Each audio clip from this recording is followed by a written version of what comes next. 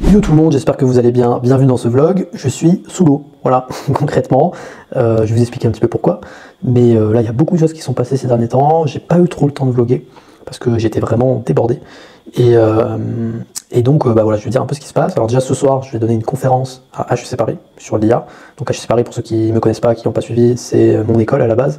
Là, j'ai obtenu une dérogation d'HEC pour me concentrer exclusivement sur le développement de ma boîte pendant 18 mois.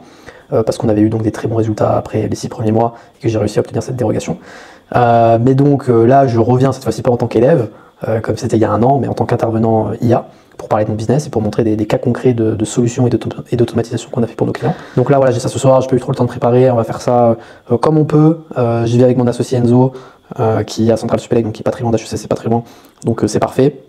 Donc là j'ai ça ce soir, mais en fait en parallèle de ça il s'est passé deux autres choses. On a signé un gros client dans la version privée sur une collab qui va durer à peu près un an. Donc ça il faut se référer au vlog d'avant, mais du coup ça s'est bien fait, on a bien réussi à les signer et donc là on est parti pour des dizaines de milliers d'euros d'intégration IA à faire pendant un petit moment avec une petite pression quand même parce que c'est pas un petit client. Donc il y a ça qui est en train de se structurer. Et en plus de ça, donc on a lancé enfin, ça fait 5 mois qu'on travaille dessus, qu'on n'avait pas trop parlé, notre écosystème IA, notre plateforme, où on apprend à la fois aux gens à lancer leur agence IA, la créer, la développer, apprendre à faire les automatisations, enfin notre business model concrètement, avec une idée à terme qui est de créer une sorte d'agence, de réseau d'agences IA, où on pourrait déléguer, faire de l'apport d'affaires, sous-traiter des missions à des gens qui font partie de cette communauté, de cet écosystème, qui sont donc fiables, qui savent faire les choses, et pour grossir encore plus, scaler, et vraiment structurer les choses et pouvoir déléguer. Et avec aussi un petit projet, enfin un petit projet du coup, un énorme projet, puisque moi à terme j'aimerais bien faire une plateforme de mise en relation. Voilà, c'est des business models qui marchent très bien. Je pense à Uber, je pense à Airbnb. On pourrait très bien faire ça avec l'IA, hein, faire le Uber de l'IA, le Airbnb de l'IA. C'est un petit peu la vision que j'ai. Et donc dans cette optique-là, l'idée ce serait de mettre en relation la demande qui est en train d'exploser et qui va exploser dans les prochaines années, et une offre de qualité qui est fiable et qui est rapide et qui est efficace, qui va vite. Et ça, il faudrait faire une plateforme, et pour ça il faut beaucoup d'argent, il faut peut-être lever des fonds, et donc là en fait on est en train de faire une sorte de prototype avec cet écosystème, avec déjà, bon là je vais vous en parler, mais il y a déjà, c'est sûr et certain, vu comment c'est parti, on sera déjà au moins 60, 70, 80 dès le lancement dans cet écosystème, avec des gens qui veulent apprendre à faire les automatisations et seront capables de les faire. Donc je crois beaucoup en ce projet, et donc là on est en plein lancement. Voilà, on a lancé ça fait 5 mois qu'on bosse dessus, on avait des bêta-testeurs. Si je vous montre un petit peu à quoi ça ressemble, alors, c'est pas ici, c'est pas ici, c'est pas ici, ça c'est mon emploi du temps de taré, voilà, la vraie vie de l'entrepreneuriat, bonjour, c'est ça. Voilà, donc c'est un school comme ça, on avait déjà donc 27 bêta-testeurs, et on a tout un aspect communautaire. Je pense que je ferai une vidéo uniquement dédiée à ça pour vous présenter le truc, donc là je vais pas rentrer dans les détails et je vais vous laisser avec la suite du vlog. Mais en gros voilà, il y a tout un aspect communautaire avec plein de belles choses, et il y a surtout après tous les modules pour créer et développer son agence IA, donc trouver sa niche, gros modules sur les automatisations, avec des automatisations, donc non seulement avec des tutos de A à Z qui sont faits par mon associé, mais aussi donc des automatisations qui sont déjà faites de A à Z, qui se vendent plusieurs milliers d'euros chacune, sans problème, et qui peuvent être réutilisées telles quelles pour soit aller les vendre, ou soit pour les déléguer ensuite à d'autres personnes qui savent les faire. Donc ce qu'on appelle des blueprints qui peuvent être réutilisés. Donc voilà, il y a tout, puis après il y a tout ce qui est important de savoir quand on lance une agence IA, donc offre, acquisition, fiscalité, vente, suivi client, et les rediffusions des appels de groupe. Donc on a lancé ça, et ce qui s'est passé c'est que ça a été un carnage en fait. Je pensais pas qu'il y allait avoir autant de traction, parce que je n'avais pas trop parlé en amont. Et voilà, si on regarde un petit peu les calls qu'il y a eu là ces derniers jours, donc on a lancé il y a 3 jours, et on a eu, voilà, ça c'est tous les calls qu'on a déjà eu, donc depuis 2 jours là. Donc on est à peu près, sachant qu'il y a une autre page, et ça c'est l'école à venir. Donc là, bon, il y en a encore 4 soirs, je vais pas les prendre parce que je serai à la conf HEC, ce sera mon associé qui va le faire. Et voilà, il y en a vraiment littéralement tous les jours, entre 7 et 12 par jour. Donc c'est incroyable, vraiment la création de contenu organique, c'est trop puissant. Le fait que j'ai posté tous les jours quasiment pendant 1 an et demi, que les gens ont vu l'évolution de ma société, ont vu comment elle a grandi, ont vu le chiffre d'affaires qu'on a fait, les clients qu'on a fait, les audits et tout, et tout de suite forcément, je pensais pas que ça ferait autant, mais ça a créé une vraie traction. Et là, sur tous les appels qu'on fait, bon, comme c'est une offre de lancement qui est vraiment attractive en plus, on a 70-80% des gens en appel qui derrière rejoignent l'écosystème. Donc c'est génial, ça prouve vraiment le concept et la vision que j'avais initialement et qu'on avait avec mes associés. Donc c'est vraiment trop bien. Et alors au moment où vous voyez cette vidéo, je pense que ce sera plus le lancement, donc il n'y aura plus l'offre de lancement. Parce que je pense que là on est trop débordé pour la sortir rapidement tout simplement. mais voilà, ça avance bien, il s'est passé plein de trucs comme ça. Donc je suis assez content. Et là, je vais me préparer, il me reste 15 minutes avant de partir à HEC. Et puis puis on se retrouve là-bas avec les quelques extraits. Bisous les gars.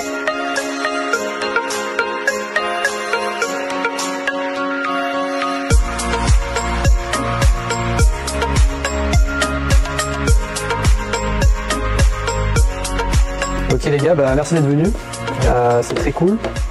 Donc là en gros ce qui se passe c'est qu'on va parler d'IA, puisque HCIA voilà, c'est un petit peu le thème. Donc déjà qui me connaît pas du tout, est-ce qu'il y en a qui savent pas du tout un peu ce que j'ai fait, etc. ou pas? Tout le monde me connaît un peu, m'a vu sur Instagram. Ok, bah, super. Non mais c'est bien, comme ça j'ai pas besoin de tout réexpliquer depuis le début, on va gagner du temps et on va pouvoir vous montrer des trucs un peu techniques, des trucs très concrets qui sont vraiment stylés, enfin je suis sûr que vous allez bien aimer. Donc là globalement le programme c'est que vu qu'il y a tout le monde qui me connaît, je vais faire ça très rapide, en 5 minutes, je vais rappeler un petit peu ce qui s'est passé depuis un an, en skippant plein de trucs, mais c'est pas grave. Dès que je vous ai parlé de ça, je vais vous expliquer quand même pourquoi je me suis dit que j'allais me mettre dans l'IA, vraiment à fond, à 100%, et là aujourd'hui je suis complètement full time dessus, donc avec Enzo, et là c'était quoi un petit peu le cheminement et pourquoi je me suis dit qu'il fallait absolument que j'aille là-bas. Et dès que je vous ai fait cette petite partie théorique, on va direct dans du concret et du technique, et on va vous montrer des cas de nos propres clients. Donc des choses qu'en plus normalement on n'a pas trop le droit de montrer. Ouais. Avec voilà, différents niveaux de difficulté, un petit peu du plus simple, plus abordable que n'importe qui pourrait faire ici a priori, à un peu plus complexe sur des missions un peu plus compliquées mais qui aussi se price beaucoup plus cher quoi. Donc voilà, on va commencer. Donc alors moi j'ai pas commencé en L3, j'ai fait ma L3 normale après la prépa comme tout le monde. Je suis parti en GEP aux États-Unis, au Texas. Je découvre à ce moment-là ChatGPT 4. Qui vient de sortir. Puis à ce moment-là, je dois faire une thèse en histoire sur la rupture sino-soviétique de 10 ou 15 pages en anglais, sachant que je suis nul en anglais. C'est la première fois que je me dis, ok, je vais utiliser GPT-4. J'étais un des seuls à prendre la version payante. Au début, tout le monde utilisait GPT-3. Je me suis dit, non, moi, je vais prendre la version payante et je vais voir. Et j'avais fait tout le monde voir avec ça. Et j'avais eu, je crois, la meilleure note. Enfin, j'avais eu 96 sur 100, c'était une note sur 100. Et j'avais eu la meilleure note alors que j'étais un Français, que j'étais nul en anglais, genre vraiment. J'ai raté 2 fois le TOEFL, enfin j'étais vraiment pas bon. Et j'ai eu une des meilleures notes de la promo sur 100 personnes. Et là je me suis dit, ok, je sais pas encore ce que je vais faire, enfin il y a un truc. Je sais pas ce qui va se passer, je sais pas encore ce que je vais faire, mais je vais absolument lancer un business. À ce moment-là je commence un peu à me faire chier, parce que bon c'était sympa, on sortait 3 fois par semaine, c'était cool, on kiffait. Mais au bout d'un moment, je commençais un peu à m'ennuyer parce que quand tu étais en prépa, tu avais l'objectif d'avoir la meilleure école possible. Là, j'avais plus d'objectif, je m'ennuyais. Et par rapport à ma vie, j'avais besoin d'un objectif quoi, pour me sentir vivre et occuper mes journées. Donc je me suis dit, c'est là que j'ai eu le déclic de ok, je vais lancer un truc dans l'IA à la rentrée, parce que j'étais encore aux États-Unis. Puis je parlais aussi avec des ricains, mais je vous épargne les détails. Et je me suis dit, je vais lancer ça à la rentrée. Donc je commence à me renseigner, je commence à me former sur l'IA générative, je commence à découvrir le prompt engineering, je commence à voir qu'on peut peut-être allier en fait l'IA générative avec des automatisations pour automatiser des process entiers dans des entreprises. Mais bon, je suis encore un peu flou, je ne sais pas exactement ce que je vais faire, je sais juste que je vais aller dans cette direction. Et je me rends compte assez vite que bon, je suis à HEC, théoriquement pour les gens, je ne suis pas un ingé. Donc je ne suis pas censé vendre de l'IA, enfin c'est pas très crédible. Et donc je me mets dans une quête de trouver un associé, un mangeur de cartes graphiques pour la crédibilité déjà. Pour que quand j'arrive en appel de vente, je puisse dire voilà, je ne suis pas juste un commercial qui a fait HEC, en fait on est une association entre un ingénieur et un mec qui a quand même fait HEC, donc même si c'est un commercial, a priori ça le fait plutôt bien quoi. Il y a pire comme école de commerce. Et donc là je commence à chercher, au début je galère un peu, et puis bon, Enzo je le connais depuis longtemps, c'est un ami d'enfance du sud, enfin bref, je savais qu'il était en prépa, il avait QB, il venait d'être pris donc à Centrale Supélec. Et donc là, je l'ai appelé, je lui ai dit mec, t'as vu l'IA, machin, il faut qu'on fasse un truc, viens, on lance un business. Il avait pas de thunes, il a dit vas-y, on va faire des thunes. Quand Clément il m'a parlé de ça, moi je me suis dit, j'ai eu le truc de comprendre, je me suis dit ah ouais, c'est vrai qu'il y a une opportunité de fou. J'ai testé GPT-4. Même GPT-3 dès que c'est sorti, moi ça m'a complètement explosé le cerveau. Voilà, donc j'en parle à Enzo, il est chaud alors qu'il sort de prépa, hein, surtout qu'avec QB, donc a priori moi à sa place à ce moment-là j'aurais pas été chaud pour lancer un truc, je voulais faire tout sauf travailler, mais lui bon il était chaud, donc tant mieux. Et donc moi du coup ça fait depuis mai que je me forme un peu à fond, que je me renseigne, j'en parle à Enzo, on doit être en août, un truc comme ça, il me dit je suis chaud, il se forme sur le mois d'août, en septembre on lance. En septembre on lance direct, je lance aussi mon compte Instagram que vous avez dû voir parce que je me dis que ça servira plus tard d'avoir une communauté et de faire du personal branding et c'était bien pour trouver ses premiers clients aussi. Et d'ailleurs ça a bien marché de ce point de vue-là. Et donc on lance, je dis qu'on va faire 10 000 € par mois en moins de 90 jours pour faire des vues et pour faire grossir et créer un peu une traction. Et au bout de 3 mois, on arrive à faire 33 000 € de chiffre d'affaires à 85% de marge. Là c'est très précis parce que maintenant on sait tous nos chiffres précisément. On commence à enchaîner avec plein de clients, on commence à faire de l'audit, donc du conseil en IA et aussi de l'intégration de solutions sur mesure dont on va vous montrer beaucoup d'exemples. On a pété les plafonds de la micro-entreprise, donc on est passé en société pour... parce qu'on faisait trop de chiffre d'affaires tout simplement et qu'au bout d'un moment ce statut légalement tu ne peux plus l'avoir. Donc on est passé en société, donc on va être entre 350 et 400 000 € de chiffre d'affaires en un peu plus d'1 an, avec donc 85% de marge, 100% en bootstrap, donc sans avoir de levée de fonds ou quoi que ce soit. Alors que oui, pour le coup il avait raison François, littéralement il y a 1 an j'étais exactement dans cette salle à suivre un électif quoi. Et il y a en septembre, il y a 1 an quoi. Donc voilà, c'est la petite intro, c'était pour le storytelling. Ensuite, maintenant, on parle d'IA. Donc, bon, je vais vous dire un petit peu, petite intro avant de vous montrer les cas concrets. Pourquoi je me suis dit que l'IA c'était une folie. Alors, c'est pas juste ChatGPT en soi, il y a plusieurs choses. Première raison, c'est le timing, comme d'habitude. Dans n'importe quel business model, quand on est au tout début d'une révolution, c'est beaucoup plus simple. Quand on est dans un marché porteur, c'est beaucoup plus simple, le fait d'être early avant tout le monde. Et moi, ça faisait longtemps que je me renseignais sur le business, que ce soit le modèle startup, mais aussi le modèle business en ligne, et que j'avais vu des opportunités comme le Bitcoin. Voilà. Moi, j'avais suivi le Bitcoin en 2012-2013, je regardais ça avec mon frère, on n'avait pas investi, on a bien le seum. Mais j'ai toujours vu des trucs comme ça, des opportunités, que je me suis dit putain là j'ai loupé, la prochaine je loupe pas, et puis la prochaine je l'ai loupé aussi. Je me suis dit bon, cette fois il faut arrêter les conneries, c'est vraiment une révolution, c'est sûr que ça va transformer la société sur plusieurs années. En même temps je vois tous les plus gros de la planète, Apple, Google, Microsoft, Xavier Niel, Elon Musk, qui mettent des milliards et des milliards dans l'IA pour faire leur modèle et tout. Donc je me dis ok, bon, si tous ils y vont à fond, moi même si je prends une toute petite part d'un énorme gâteau, c'est déjà une énorme part. Okay, donc je me dis, c'est sûr qu'il y a un truc, il faut y aller, je ne sais pas ce que je vais faire, mais j'y vais à fond. Donc le timing, ça a été la première raison, ça a été le premier truc qui m'a dit, ok, il faut y aller, c'est maintenant. J'ai loupé trop d'opportunités dans les 5-7 dernières années, là on ne peut pas la louper. Deuxième chose, c'est la taille du marché. Environ 2/3 des secteurs sont concernés par l'IA générative. 2/3 des secteurs, c'est juste énorme. Enfin, je ne sais pas si vous vous rendez compte, c'est des centaines de milliers d'entreprises. Il y a très peu de business models où on peut vraiment aller chercher 2/3 des secteurs. Le marché est énorme. En fait, pendant des années, la demande risque d'être très très supérieure à l'offre. Donc forcément, il y a une opportunité, tout simplement. Parce que le marché est gigantesque.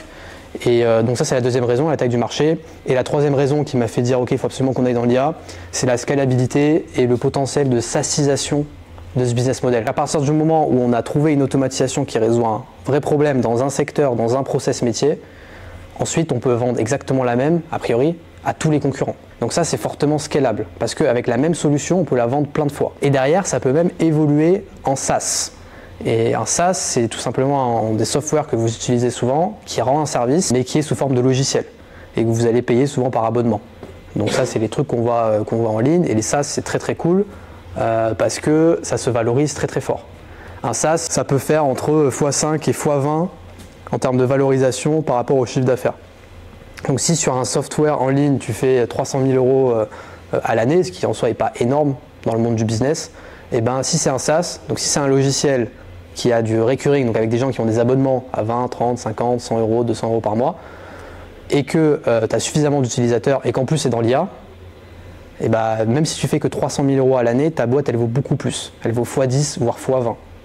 Donc tu peux la revendre plusieurs millions. Ce business model permet d'avoir des idées très régulières de SaaS que tu peux développer ensuite. Et en plus pas des idées à la louche que tu n'es pas sûr que ça marche, parce que tu l'as testé en amont. Justement, tu as fait une sorte de product market fit avec des vrais cas clients et des vrais problèmes des gens. Donc c'est les 3 raisons qui m'ont dit ok, il faut absolument y aller. Timing, on est super early, c'est le meilleur des moments. Taille du marché, c'est énorme. Et je ne l'ai pas dit, mais il y a plein d'études de KPMG, etc., qui montraient qu'il n'y avait même pas 10% des entreprises en France qui avaient commencé à adopter l'IA générative. Donc fenêtre d'opportunité énorme. Et 3, à terme, on n'échange pas son temps contre de l'argent parce qu'on peut automatiser, déléguer, scaler et même à horizon 2-3 ans, créer des SaaS à partir des solutions qu'on a trouvées pour vraiment là faire un empire et faire des trucs qui valent plusieurs dizaines de millions, voire plusieurs centaines de millions. Il y a plein de SaaS qui se revendent, des trucs tout cons qu'on utilise au quotidien, qui se revendent 500 millions, 600 millions, c'est complètement, enfin c'est n'importe quoi. Donc voilà, c'était ça vraiment la vision. Et au final, ça c'est un peu... Après, j'ai pas eu cette vision aussi claire dès le début. Oui. Elle a évolué. Ça s'est précisé au fur et à mesure de l'action et de ce qu'on s'est rendu compte de ce qui était possible de faire et tout. C'est vrai qu'au début, la vision était un peu plus primitive de se dire c'est comme Internet. Là, on est pareil qu'au début d'Internet. Et on se dit, les mecs qui au début d'Internet, ils étaient prêts et qui ont lancé des trucs, qui ont monté des boîtes, qui ont aidé à digitaliser au tout début les entreprises, c'est des business qui ont super bien marché. Donc on se dit, là on est exactement au même moment, il faut en profiter, quoi. Donc voilà, c'est exactement ce qu'on s'est dit. Et donc voilà, ça c'est le pourquoi on s'est lancé là-dedans. Maintenant, ce que vous attendez tous, on va vous montrer des trucs très concrets, des solutions qu'on a fait donc durant cette année et demie, qu'on a vendu plusieurs milliers d'euros, voire certaines plusieurs dizaines de milliers d'euros. La première solution que je vais vous montrer, c'est une solution de prompt engineering. Vous utilisez tous ChatGPT ? Ok, à chaque fois que vous lui demandez, vous lui faites une requête, vous faites un prompt. Et sauf que l'utilisation de 95% des gens, c'est juste d'écrire 2-3 lignes et lui dire voilà, fais-moi ça, fais-moi ci, et puis vous avez une réponse, et puis vous lui redites un truc, etc. Sauf qu'il y a un métier qui s'est développé autour de ça, sur le fait de faire des prompts qui sont extrêmement détaillés, qui sont beaucoup plus longs, pour avoir une réponse derrière très précise et qu'on souhaite, avec fiabilité et récurrence. Et ça, c'est le prompt engineering. Et ça, c'est un métier qui émerge de plus en plus aux États-Unis. Et il y a des gens qui sont payés déjà 200 000, 300 000 euros par an juste pour faire des prompts. Donc juste pour faire le genre de prompt qu'on va vous montrer, qui sont plus compliqués, mais qui en soi sont pas insurmontables parce que c'est juste du français et c'est juste bien expliquer ce qu'on veut à ChatGPT en fait, ou alors à un autre modèle. Ça peut être Claude, ça peut être celui de Meta, ça peut être n'importe quel modèle, c'est la même chose. Et il y a quelques techniques là-dessus pour avoir les résultats qu'on veut. Donc là, pour le contexte, c'est un des premiers clients qu'on a eu, c'est le leader français du soutien scolaire en ligne en France, avec qui donc on travaille maintenant depuis 1 an et 3 mois, et 2 mois, enfin depuis le début quoi. Depuis le début. Donc on a fait plein de choses pour eux, on va juste vous montrer un exemple avec ce client. Donc eux, c'est pas compliqué, ils ont plein d'élèves, de la primaire à la terminale, qui sont en difficulté souvent. Et donc, ils ont commencé à mettre de l'IA générative sur leur plateforme, c'est une plateforme en ligne, avec déjà un chatbot qui est fait connecté avec le modèle de ChatGPT et qui répond à toutes les questions des élèves dans n'importe quelle matière, sauf qu'il est prompté, c'est-à-dire que derrière on a mis un prompt invisible pour que le chatbot ne donne pas les réponses directement aux élèves et pour qu'il les accompagne de façon pédagogique, qu'il les aide mais sans donner les réponses directement. Bon, ça c'est un truc, c'était pas très compliqué à faire, mais au-delà de ça, nous, là où on est allé plus loin, c'est qu'on leur a proposé un système de correction automatisée et d'appréciation automatique des copies des élèves. Donc ceux en terminale, qui sont en terminale ou qui sont au brevet par exemple, ils ont histoire géo, ils ont philosophie, ils ont français et ils doivent faire des dissertations par exemple. Et puis ça va vous parler puisque nous aussi on a dû faire des dissertations en AGGSP ou en éco.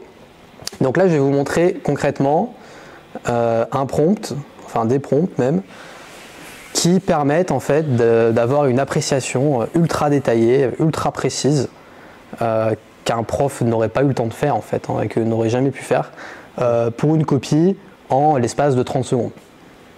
Donc concrètement, voilà, comme vous pouvez le voir, on a pris toutes les matières un petit peu où il y a des dissertations, où il y a des choses où il faut rédiger, etc. Donc AGGSP, français, philosophie, SVT, anglais, espagnol, allemand, italien, SES. Et si on prend l'exemple de l'histoire géo, globalement l'idée c'est que l'élève dans l'interface de ProfExpress, donc ça c'est notre client ProfExpress, c'est leur plateforme, il va donner son sujet, par exemple de dissertation d'histoire, il va donner son sujet, il va donner sa copie, donc ce qu'il a fait, et ensuite nous, ça va envoyer ça à un prompt qui est derrière, qui est connecté avec l'API de ChatGPT en l'occurrence, parce que ils ont voulu utiliser OpenAI. Et vous voyez que vous faites des prompts de 2-3 lignes quand vous demandez à ChatGPT. Là, c'est un prompt qui fait 2 pages et demie, quoi. Sans compter la réponse. Sans compter la réponse. Et donc c'est ça du prompt engineering. Mais donc là, qu'est-ce qu'on veut en fait? eh ben, on veut que, vous allez voir, bon, je vais vous le lire, ce sera plus simple. Donc je lui dis, voici un sujet d'histoire, géographie et géopolitique. Donc là, le mec nous met son sujet. Voici maintenant une proposition de dissertation sur ce sujet réalisée par cet élève, devoir de l'élève. Donc là, ça c'est une technique de prompt engineering, c'est très classique, tout le monde utilise ça. En tant qu'expert en histoire, géographie et géopolitique, doté de compétences pédagogiques avancées, tu es sollicité pour évaluer une dissertation d'un élève de terminale préparant le bac. L'élève te soumet son travail pour examen.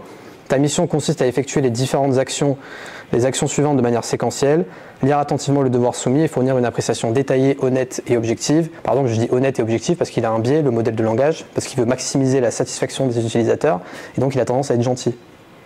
Donc il faut lui dire qu'il doit être honnête, voire même parfois il faut lui dire qu'il doit être sévère pour qu'il soit juste normal.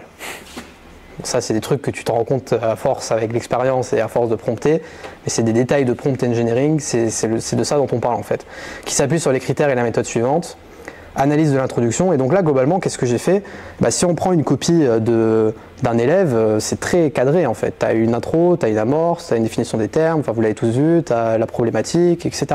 Et donc nous, ce qu'on fait avec le prompt, c'est qu'on décortique chaque étape de la dissertation, et ensuite on lui demande de faire une appréciation sur chaque étape, sur oui ou non est-ce qu'elle a bien été réalisée.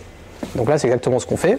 Donc analyse de l'intro, amorce, l'élève va essayer de commencer son introduction par une amorce pertinente, exemple, référence, élément d'actualité qui met en perspective le sujet, évaluer si cette amorce capte l'intérêt et montre la pertinence du sujet, mentionner si l'amorce est absente ou peu convaincante. Donc comme ça si l'élève il n'a pas fait d'amorce, le modèle il va dire ah t'as pas fait d'amorce.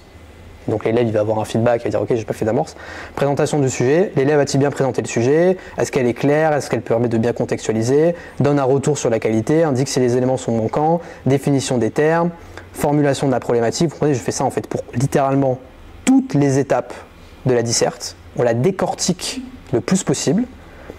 Et alors là, problématique, il y a une petite nuance par exemple de prompt engineering où je dis l'élève a-t-il formulé une problématique pertinente? Le problème c'est que c'est un modèle, la problématique à la française, c'est un truc très français en fait. Donc souvent quand tu leur dis de faire une problématique, ils ne comprennent pas les modèles de langage et ils te font une question qui a pas vraiment, qui résout pas un problème quoi. Donc là juste je lui précise parce que je sais qu'il va faire cette erreur et je lui dis une simple question n'est pas une problématique, la problématique doit soulever un problème, une tension ou un paradoxe dans le sujet, une question amène une réponse simple, une problématique soulève un débat et ouvre la discussion. Donc là parce que je sais que si je ne lui précise pas ça, il va pas capter ce qui est une bonne problématique et ce qui n'est pas une bonne problématique. Et ensuite je fais ça pour tout, donc pour l'annonce du plan, pour le développement, est-ce qu'il a bien fait son développement? Est-ce qu'il y a une progression logique? Est-ce que les arguments sont bien soutenus par des connaissances? Est-ce que les exemples ils sont concrets? Est-ce qu'il a fait des transitions? Est-ce qu'il a adopté un regard critique? Est-ce qu'il n'a pas fait des erreurs rédhibitoires? Du type, est-ce qu'il n'a pas simplement récité le cours sans analyse, etc. Et après, je parle aussi de la conclusion. Et à la fin, je vais aussi... Alors ça, il y a cette phrase de prompt engineering qui est très importante. Je demande aussi d'évaluer le style, parce que les élèves de collège-lycée sont éclatés en orthographe et en syntaxe. Donc il va aussi pouvoir corriger la syntaxe et tout des élèves. Et à la fin, je mets bien, avant de fournir ta réponse, vérifie bien que tu as exécuté toutes les étapes demandées et corrige-toi si tu en as oublié certaines. Parce que là, il y a quand même beaucoup d'étapes, comme vous avez vu. Et donc de temps en temps, ça peut arriver, une fois sur 10, une fois sur 15, il va oublier une ou deux étapes. Et le fait de rajouter cette phrase, ça permet de minimiser le taux de... pas d'erreur, parce que c'est pas vraiment une erreur, mais le taux d'oubli du LLM qui parfois va un petit peu vite. Et globalement, là je sais pas si vous vous rendez compte, mais imaginez vous avec vos petites, ce que vous mettez avec vos 3 lignes dans ChatGPT, les réponses que vous avez. Bon, imaginez quand on met ça dans GPT-4, la réponse qu'on a. Surtout que là, on n'utilise pas l'interface de ChatGPT où, je sais pas si vous avez remarqué, mais vos réponses elles font tout le temps à peu près la même longueur. Parce qu'en fait, c'est bridé en termes de taille et parce que c'est pour, encore une fois, maximiser la satisfaction des utilisateurs. Et aussi en termes de business model. Sur l'interface de ChatGPT, même si vous avez GPT-4o, vous payez l'abonnement, vous payez $20 par mois. Là, en gros, quand on utilise et qu'on utilise directement le modèle via l'interface développeur, le Playground, en fait, on paye à l'utilisation. Donc, en fait, on peut faire des réponses aussi longues qu'on veut. De toute façon, c'est nous qui payons. Donc là, nous, en fait, on va régler des paramètres qui sont liés au nombre de tokens qu'on va utiliser. Et donc, ça fait des réponses. Enfin, voilà, quand un élève donne une copie et qu'il y a ce prompt-là en back-end, en invisible, et que c'est ça qui va traiter la copie, à la fin, en réponse, on a une correction, enfin une appréciation de la copie qui fait presque 2 pages. Et qui est mais chirurgicale. Donc ça, je ne sais pas si vous vous rendez compte, mais littéralement, on en fait beaucoup plus que ce que pourrait faire n'importe quel prof. Parce qu'un prof, pour écrire une appréciation de 2 pages où il décortique chaque moment de la dissertation, mais ça lui prendrait 4 heures pour faire ça, pour un élève.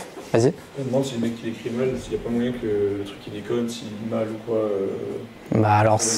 Alors ça non, parce que tu as remarqué que quand tu écrivais mal à ChatGPT, il comprend quand même. Okay. C'est ça, j'en parlerai après dans la tolérance de l'IA générative, mais ça c'est ça qui est très très bien, c'est que l'IA générative, même quand tu fais des fautes d'orthographe, même quand tu fais des fautes de syntaxe, il comprend où tu veux en venir. Okay. Tu vois. Ouais. Vous parlez du token, c'est que vous avez créé vos propres GPT, là, les petites. Non, alors un token, en gros, c'est pour un modèle de langage, c'est un morceau d'un mot. Donc en fait, ça peut être soit un mot en entier, soit une partie du mot. Et en fait, il récupère ces infos, ce morceau-là, lui, il le convertit en nombre, il fait des calculs dessus et pour tomber sur un autre nombre, en gros. Si tu veux, sur un autre mot, sur un autre token, et après comme ça il fait des opérations avec les tokens, et à chaque fois en fait quand il va te générer du texte, ChatGPT il va te le générer par token. En fait les petits à-coups, quand tu utilises ChatGPT, tu vois, le texte il se rédige comme ça, et ben en fait il se rédige token par token, parce que c'est sa manière de fonctionner. On en parlera un peu après de comment en fait il fait de la prédiction, c'est que des probas. Là le prompt que vous mettez sur le ChatGPT classique que nous on utilise tous les jours. Non, justement il est sur l'interface développeur. Okay. Donc en fait tu tapes Playground OpenAI et c'est l'interface sur laquelle tu vas tomber. Okay. Donc là il n'y a pas de restriction en termes de mots. C'est ça, tu peux aller beaucoup plus loin, il y en a mais tu peux aller vraiment très loin. Vous l'avez paramétré vous ça? C'est ça, après nous on le paramètre avec eux, donc après c'est directement sur leur serveur, en gros ils font des requêtes à OpenAI, ils disent voilà ma question, ils envoient sur les serveurs d'OpenAI, OpenAI ils font les calculs et ils nous renvoient la réponse, et ça vraiment la taille, comme c'est en back-end, tu peux tout gérer, tu peux tout paramétrer. Ouais. J'ai une question en fait, cette mission-là par exemple, votre produit c'est quoi? C'est le prompt? Avec eux, en fait, ça fait 1 an qu'on bosse avec eux. Donc, on était sur une mission mensuelle sur globalement les accompagner dans toute leur transition IA. Donc là, ça c'est un projet qu'on a fait, le fait de leur faire un système automatisé d'appréciation et de correction des copies pour toutes les matières. Ça c'est quand même un gros projet. Mais en soi, on a fait plein d'autres projets. Donc c'est juste que ça faisait partie d'un accompagnement. En gros, on est sur un format plus mission de conseil, où en gros on travaille un certain jour dans le mois sur leur projet, et donc en fait on avance et on leur produit ça. C'est pas vraiment le produit, ils ne nous facturent pas au compte, quoi. On nous facture plus sur la mission, sur comment on les fait avancer sur ce projet. Ils peuvent télécharger un document Word, ou parce que je trouve que ce que je voulais dire aussi, c'est que est-ce qu'ils prennent une photo de leur copie, et dans ce cas-là, s'ils écrivent mal, c'est très compliqué à analyser. Est-ce qu'il y a une sorte d'analyse d'image? Ça oui, du coup on a aussi pris ça, donc on utilise des modèles qui existent, donc c'est des logiciels qu'on appelle d'OCR, Optical Recognition, Optical Character Recognition, et en gros ça permet d'analyser justement l'écriture manuscrite. Donc c'est d'autres IA qui reconnaissent le texte. Et donc manuscrit. ça c'est en amont du système. C'est ça. Tu vois, c'est d'abord l'élève. On prend la copie de l'élève, on la scanne et en gros on retranscrit ce qu'il a écrit. Et ça, après, on l'envoie dans ChatGPT, qui du coup, en fait, c'est converti sous format texte digital numérique. Parce que ChatGPT, il comprend que du texte, en fait. Parce que même quand tu lui donnes un PDF, quand tu utilises GPT-4 ou quoi, en fait, ce qu'il fait, c'est qu'il le retranscrit en texte. Il extrait le texte du PDF et il fait comme si tu avais tout tapé à la main. Donc voilà, mais donc en termes de gain de temps, je sais pas si vous vous rendez compte, c'est juste hallucinant, même en termes de qualité. Comme je dis, un prof, il n'aurait jamais le temps de faire des appréciations aussi précises pour chaque élève. Déjà, il y a 40 élèves, c'est pas possible. Et en plus, ça va bien plus loin que ce que pourrait faire un prof, parce que le prof, il n'a pas la patience d'expliquer tout ça, c'est juste pas possible. Et après, on est allé encore plus loin, c'est-à-dire qu'on a aussi fait carrément, parce qu'eux, ils ont des profs dans leur plateforme, juste après, je te donne la parole, ils ont des profs, et en fait, ils voulaient que... Parce que là, on a fait un système d'appréciation. Mais vous avez compris que là, j'ai détaillé pour qu'il apprécie. Mais je peux faire exactement la même chose pour qu'il corrige, pour qu'il donne une correction du sujet. Et j'ai juste à lui expliquer étape par étape comment faire une bonne dissertation de A à Z. L'amorce, tu fais ça. Les présentations, tu fais ça. La problématique, tu fais ça. L'annonce de plan, tu fais ça, etc. Et je peux littéralement générer des corrections de très très haut niveau, largement au niveau terminal, et c'est même plutôt du niveau Bac plus 4, voire Bac plus 5. Avec un prompt de ce type. Mais là, ça pose des questions éthiques, parce que ça veut dire que les élèves, ils auraient juste à donner leur sujet et ils auraient une correction exceptionnel en littéralement 30 secondes. Ouais, donc du là, LDM, quoi. Voilà, donc ils n'ont pas voulu qu'on mette ça à disposition des élèves, mais par contre ils nous ont dit de le mettre à disposition de leurs profs. Pour que leurs profs, eh ben, quand ils ont la flemme enfin ils veulent juste, ils ont un appel, un 1v1 avec quelqu'un qui est en difficulté, ils se rappellent plus trop du sujet, etc. Ils mettent le sujet, ils ont une dissertation qui sort et comme ça leur rafraîchit la mémoire, etc. Donc on leur a mis à disposition. Et donc en fait on a fait aussi alors à la fois des corrigés concis, et puis on a aussi fait sur d'autres types de formats des corrigés détaillés, où le prof il met le sujet et il appuie sur un bouton et 30 secondes après il a une correction ultra précise, ultra complète. Ouais.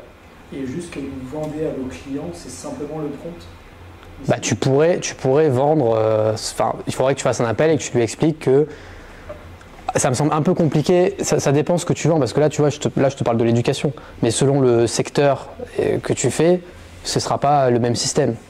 Alors tu peux vendre que des prompts, mais dans tous les cas ton prompt il doit représenter une tâche. En fait, c'est une solution toujours que tu vendras, voilà. Mais cette solution elle peut prendre la forme d'un prompt. Ouais. Et parfois sur d'autres solutions, tu ne pourras rien faire avec un prompt, tu vois. Donc le prompt ce sera une étape de truc, mais vas-y. On en parlera après de ça. Et c'est la société de cours particulier qui vous a sollicité pour résoudre le problème, ou c'est vous qui êtes... C'est moi qui les ai démarchés, c'est un ancien d'HEC, donc il avait répondu, on avait fait un appel, il m'avait parlé un peu de ses process. Moi ça faisait donc quand même 5 mois que je me renseignais sur l'IA, j'ai dit mais on pourrait peut-être faire un système d'appréciation automatique, mais on pourrait peut-être faire un truc qui est plus pédagogique pour les élèves, mais on pourrait aussi faire un système où quand les élèves ils auront un truc à réviser dans 2 semaines, ce soit connecté à votre base de données et donc que ça leur fasse un programme personnalisé de révision en fonction d'exercices, de vidéos, etc. à regarder. Et après il a dit ouais non c'est vrai on pourrait faire, il y a plein de choses qu'on peut faire, etc.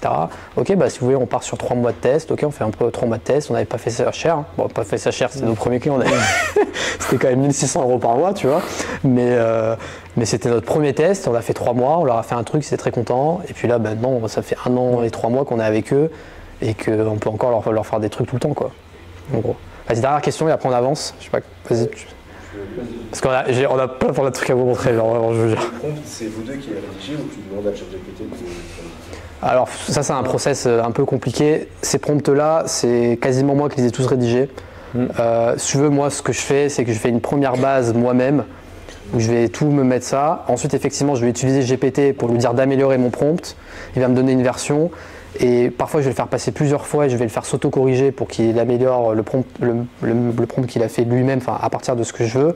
Et ensuite, dès que j'ai une V1 qui est correcte, je la prends et là, je modifie moi à la main et surtout, je le teste.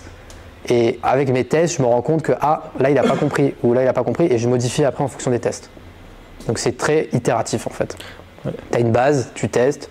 Et après, tu modifies en fonction des tests, quoi. Il y a un truc qui peut paraître un peu contre-intuitif dans le milieu de la tech, tout ça, c'est que, c'est presque un peu une exception, une anomalie, mais c'est qu'en fait, ce truc-là de prompt engineering, en fait, c'est une discipline assez littéraire, où on pense que vraiment la tech en général, c'est du truc de bourrin, du code, des maths, tout ça. Mais en fait, ça, c'est une partie qui est quand même assez littéraire.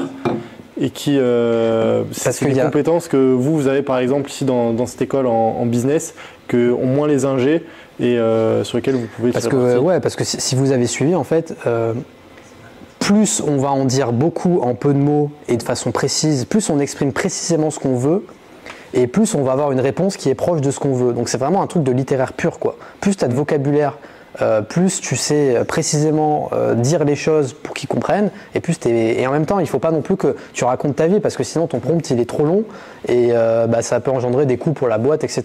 Donc il faut arriver à dire beaucoup de choses en peu de mots et que ce soit clair, et donc ça c'est vraiment un truc de littéraire. Effectivement c'est un peu une anomalie quoi. Ouais. Bon, si ce n'est la manœuvre, là vous avez 0 frais du coup sur ça, c'était marge, prod de... Ah là c'est proche de 100% là. Ouais. Là parce que quand je dis 85% de marge, c'est en moyenne. Sur d'autres trucs où parfois on a plus de coûts, là pour le coup c'est vraiment du 98, non c'est 100% de marge en fait. Ouais, après ça dépend dans ta marge, après tu vois on a des coûts de prospection, de trucs comme ça tu vois. Ouais. Donc après on a des frais fixes de fonctionnement, on parle de notre abonnement à ChatGPT, tu vois, c'est un frais. Mais oui sinon on est à 100% là-dessus. Ouais. Dernière question, après on avance. Hein. Ouais. Du coup, comment dire, là c'est quasiment que du prompt engineering. Quelle est la plus-value d'un profil tech dans le processus? Ça tu vas voir. Mais après, il y a aussi, par exemple, comment tu vas mettre en place ça, parce que là, tu vois la partie prompt, mais il y a toute la partie l'intégrer sur leur plateforme, sur leur site, tu vois, comment tu vas envoyer les messages, les requêtes à OpenAI, comment tu vas structurer tout ça. Et là, il y a un peu plus de tech et il y a quand même une compréhension aussi de l'IA. Mais tu as raison, c'est une bonne remarque. C'est juste pour ça qu'on a commencé pour ça. C'est pour vous montrer que vendre du prompt engineering, tu n'as pas besoin d'être un tech pour vendre du prompt engineering, quoi. C'était pour vous montrer que c'est possible, même en étant L3 comme ça, en n'ayant pas de compétences tech, tu peux déjà vendre de l'IA si tu es un petit peu malin et que tu vas dans plein de secteurs et que tu regardes, ok, est-ce que je peux faire un gros prompt de 2 pages qui fait en 30 secondes ce que des gens mettent des heures à faire. En gros, c'est ça l'idée. Donc déjà, vous pouvez vendre des trucs. Et après, si vous voulez aller plus loin, donc là, c'est les prochains use cases. En vrai, on change de PC, je pense. Ouais. Et aussi, un truc important, c'est que maintenant, il y a de plus en plus de logiciels no-code où en fait, il y a même des solutions qui sont carrément, vous pouvez quasiment tout télécharger et vous n'avez pas besoin de savoir coder pour tout mettre en place. Et donc ça, même vous pouvez vous en servir sans vraiment développer. Et c'est aussi un truc, en fait, il y a un double timing. Il y a et le timing de l'IA et le timing du no-code qui est aussi une très grosse opportunité parce que vous pouvez automatiser plein de systèmes sans savoir coder. Et donc, quand on combine à l'IA, ça permet de faire comme nous on fait, de vendre de très grosses solutions, de solutionner de très gros problèmes pour les entreprises sans forcément investir beaucoup de temps d'un point de vue technique. Donc ça, je vais vous le montrer. Et tu passes pas 6 mois en R&D faire un truc que tu sais même pas si ça va marcher, quoi. Et là, maintenant, on va rentrer dans une autre solution. Je vais donner un peu de contexte le temps qu'il setup ça. Un peu plus compliqué, mais bon, c'est pas non plus insurmontable. Et c'est une automatisation. Alors, c'est un peu surprenant, c'est pour ça qu'on vous le montre. C'est qu'un jour, je reçois un appel et je regarde un peu, je regarde toujours le nom de domaine pour préparer l'appel, etc., pour voir la boîte, le secteur et tout. Et là, je vois que c'est une boulangerie. Alors là, sur le moment, je me dis, mais qu'est-ce qu'ils veulent? Pourquoi une boulangerie? Alors je regarde, puis je vois quand même, ok, ils ont été meilleure boulangerie de France en 2020, un truc comme ça. Je me dis, ok, c'est quand même une grosse boulangerie. Mais sur le moment, je me dis, mais qu'est-ce qu'ils veulent, quoi? Je comprends pas. Et je me dis, qu'est-ce qu'on va automatiser, quoi? Du pain? Enfin, je crois qu'ils n'ont pas compris. Enfin, je comprends pas. Mais bon, je vais dans l'appel, je commence à lui parler et tout. Et puis c'est ça qu'il faut avec l'IA, c'est qu'en fait on ne se rend pas compte de tout ce qu'on peut faire avant de parler aux gens et qui nous disent leurs problèmes. Et je parle avec lui pendant 1 heure, 1 heure et demie. Et là en fait je vois au moins 4 automatisations potentielles qu'on peut foutre dans sa boulangerie, dont une en particulier qu'on va vous montrer, qui est que bon, c'était quand même une grosse boulangerie, hein, donc 1 million de chiffre d'affaires. C'était quelqu'un qui se développait, qui voulait ouvrir d'autres boulangeries, etc. Et il n'avait pas de. Et en fait, ce qui se passait, c'est qu'il devait faire des livraisons en B2B, donc pour les restaurants, les hôtels, etc. Pour du croissant, pour livrer des croissants, des gros pains, etc. Et sauf qu'il avait une cinquantaine de commandes par jour. Et il passait tout par WhatsApp. Donc en fait, tu avais tous les jours 50 personnes qui, à n'importe quelle heure, à midi, à 13h, et puis bien sûr souvent après le service, donc à 22h, 23h, minuit, 1h du mat, qui envoyaient leurs commandes pour le lendemain. Et lui donc, tous les jours, 50 fois, il devait lire les messages, capter le message, le mettre dans en faire un bon de commande, donc le mettre dans son truc de comptabilité pour en faire un bon de commande, etc. Être sûr qu'ils ont tous envoyé des messages, donc parfois il devait même relancer les gens qui auraient oublié de dire qu'ils avaient commandé, etc. Et pour à la fin imprimer des bons de commande et pour les donner à ses livreurs le lendemain matin pour les tourner de 5h du mat, 6h du mat et 7h du mat. Ouais, des choses comme ça. Et du coup, il devait se lever 1 heure plus tôt, donc à 3h30 ou 4h du mat, juste pour imprimer. 3h30, ouais. Ouais, il se levait à 3h30 pour imprimer tous les bons de commande qu'il avait fait ou qu'il était en retard de ceux qui avaient envoyé à minuit ou à 1h du mat pour le lendemain. Donc là, c'était un pain point énorme parce que je ne sais pas si vous vous rendez compte, mais déjà pour lui c'est une horreur. Il est constamment défocus parce qu'on lui envoie des messages tout le temps. Il doit tout le temps s'arrêter pour faire ses trucs et tout, c'est un truc de fou. Deuxièmement, du coup, tout le business dépend de lui. Il y a une dépendance énorme parce que si demain il tombe malade, si demain il veut prendre des vacances et tout, littéralement il ne peut pas le faire. Et c'est pour ça que d'ailleurs il y a beaucoup de boulangers qui prennent jamais de vacances en fait. Il ne peut pas le faire. Tout dépend de lui et sa capacité à imprimer les trucs. En plus de ça, c'est une tâche qui est hyper chronophage, qui est hyper répétitive. Enfin, c'est un truc de robot quoi. Donc voilà, c'était un vrai problème pour lui et ça lui faisait perdre entre 2 et 3 heures par jour.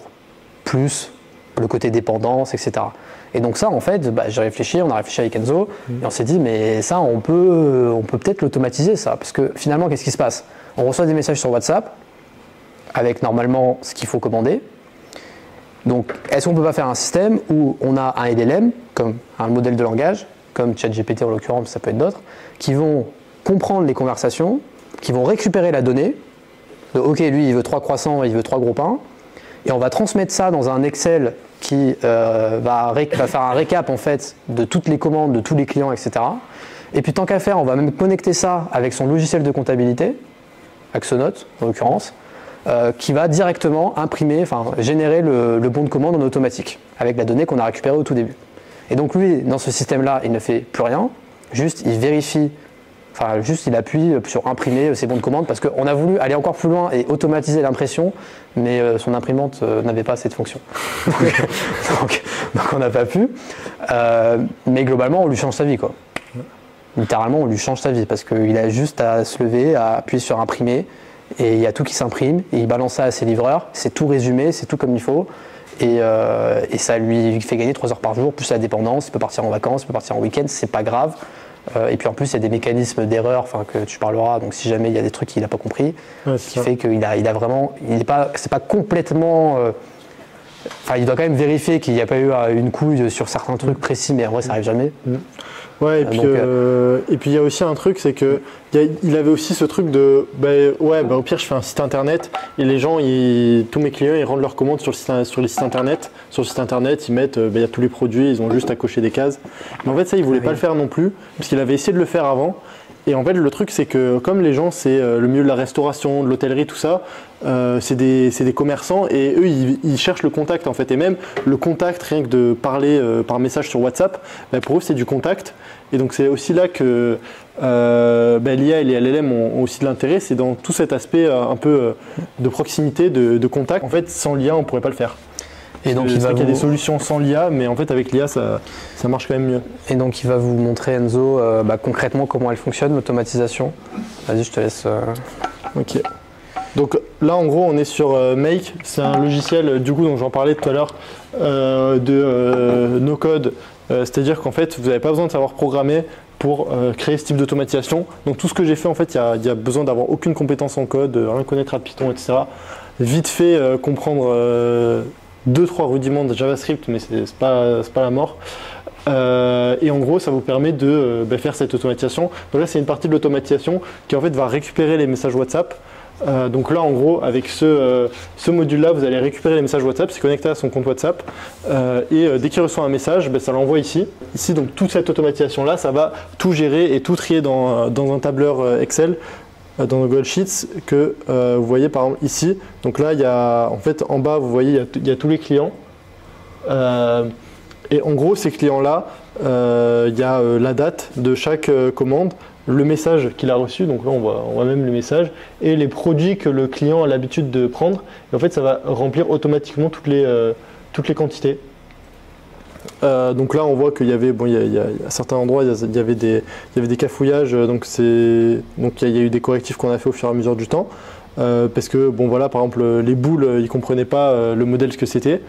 Mais en gros, c'est comme ça que ça marche. Et en fait, tout ça, c'est fait en automatique. Toutes ces lignes, elles sont rajoutées sur chaque jour en automatique.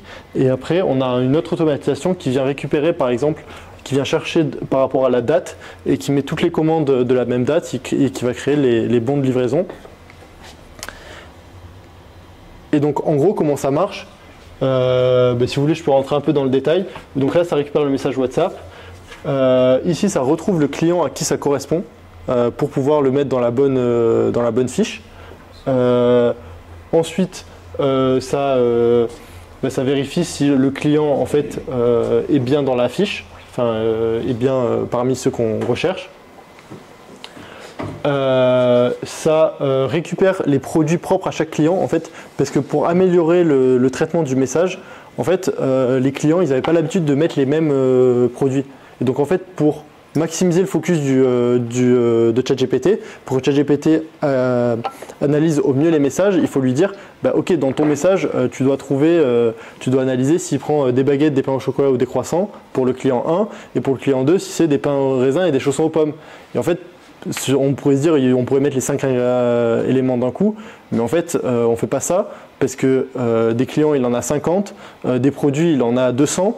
Donc en fait, si on demande à ChatGPT de trier parmi les 200 produits, il n'y arrivera pas. Il va faire des conneries. En fait, il va y arriver, mais ça va largement augmenter l'incertitude. Et donc nous, c'est un truc qu'on veut minimiser, on veut que ça marche le plus de fois possible. Donc il y a aussi une petite gymnastique ici. Une petite gestion à faire. Ben, en vrai, ces trucs-là, on les aurait pas mis, ça aurait quand même marché et ça lui aurait quand même fait gagner du temps. C'est juste que là, c'est encore mieux, en fait, c'est encore une optimisation supérieure. Ici, en fait, montre-leur le prompt, non ? Ce qui se passe, c'est ce que je vais faire. Ce qui se passe, c'est qu'on a un module OpenAI. Donc, en gros, vous voyez, par exemple, j'en parlais tout à l'heure, en gros, ça va être le ChatGPT des développeurs. C'est l'API qu'on appelle. Donc, c'est accéder directement au serveur. Aux machines de calcul de ChatGPT, le prompt. Et en fait, ça, c'est typiquement le prompt qu'on va y mettre. Tu as un bot de traitement de réponse WhatsApp pour une boulangerie, ta tâche est de prendre des commandes, tu dois donc analyser si le message est une commande ou non. Si c'est une commande, tu dois déterminer quels produits sont commandés et si ta commande est pour le lendemain ou pour plus tard, parce qu'il y a des gens qui ne commandent pas forcément pour le lendemain. Et donc ça aussi, il faut le gérer. Si le message ne semble pas être une commande, réponds pas une commande. Si le message semble être une commande pour demain ou que le jour de livraison n'est pas mentionné ou qu'il correspond au format, bon là c'est ce que tu as mis pour ça, renvoie uniquement ce dictionnaire avec les quantités. En gros, c'est la date du lendemain en fait. Renvoie uniquement ce dictionnaire avec les quantités correspondantes pour chaque clé. Et donc là, en gros, ça me donne un fichier. Donc en fait là, typiquement, là ici, ça va être le produit.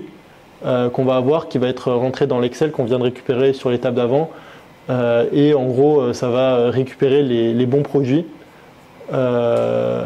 pour générer un truc structuré. Donc c'est ça, je vous disais, les rudiments JavaScript, c'est juste que ça va être un message qui va être structuré et qui va pouvoir être après réparti que les quantités puissent être bien réparties dans le tableur. Et d'ailleurs, après, c'est l'étape d'après, parce que là, du coup, il a fait les quantités, et une fois qu'il a fait les quantités, remplit les quantités exactes pour chaque type de produit mentionné dans le message. Et ensuite, 3, si le message est une commande et qu'il y a un jour de semaine, ah oui, ça c'est le cas où justement, c'est pas pour le lendemain. Voilà, c'est ça, le message, il est géré autrement. Donc voilà, et en gros, en fait, ChatGPT va nous répondre, va nous donner justement la donnée un peu sous forme structurée, et après, on la met ailleurs. On la met ailleurs et en fait, typiquement là, c'est ce que ça permet de faire. Ça permet de découper les trucs, de récupérer bien les éléments et de les mettre dans chaque case de l'Excel de manière complètement automatique. Et donc voilà à peu près comment ça fonctionne. Et donc, ça paraît peut-être un peu lourd, un peu compliqué, mais en vrai, c'est pas non plus si compliqué que ça. Et en fait, là, on a pris vraiment en compte toutes les variations, toutes les variables qu'il pouvait y avoir pour que ça marche dans 100% des cas. Et pour que vous compreniez juste avant les questions, comme vous pouvez le voir, du coup, l'IA, en fait, elle apparaît, enfin, elle est à un seul endroit, ouais. Elle est juste là, en fait.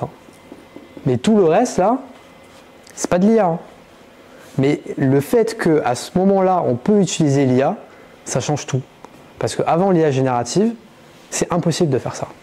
Parce que si on avait voulu faire ça avec de l'algorithmie traditionnelle, il aurait fallu faire en sorte que pour chaque message WhatsApp qu'il reçoit, en fait, il n'y aurait eu aucune tolérance.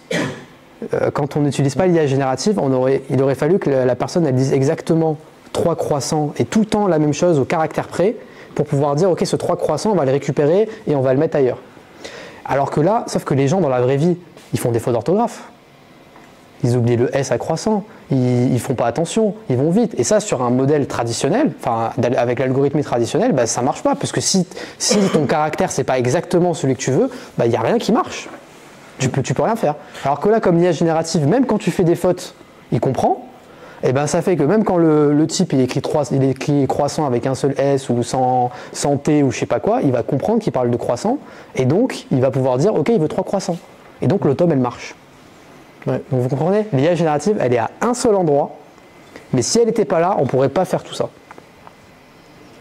Et c'est là que vous voyez aussi un petit peu le potentiel, je pense, quand je vous parlais tout à l'heure de scalabilité du business, c'est que maintenant qu'on a fait ça, qu'on a une automne qui marche, qui dans 90% du temps, ou qu'à plus de 90%, même 98% du temps, est bien pour les commandes des messages. Alors déjà, ce modèle-là, il est généralisable à globalement tous les business qui ont des commandes via des messageries type WhatsApp, type Messenger, type même mail, et qui doivent derrière gérer des livraisons. Donc c'est pas que pour des boulangeries, c'est pour globalement tous ceux qui ont des enjeux un petit peu de supply chain, quoi, de façon générale.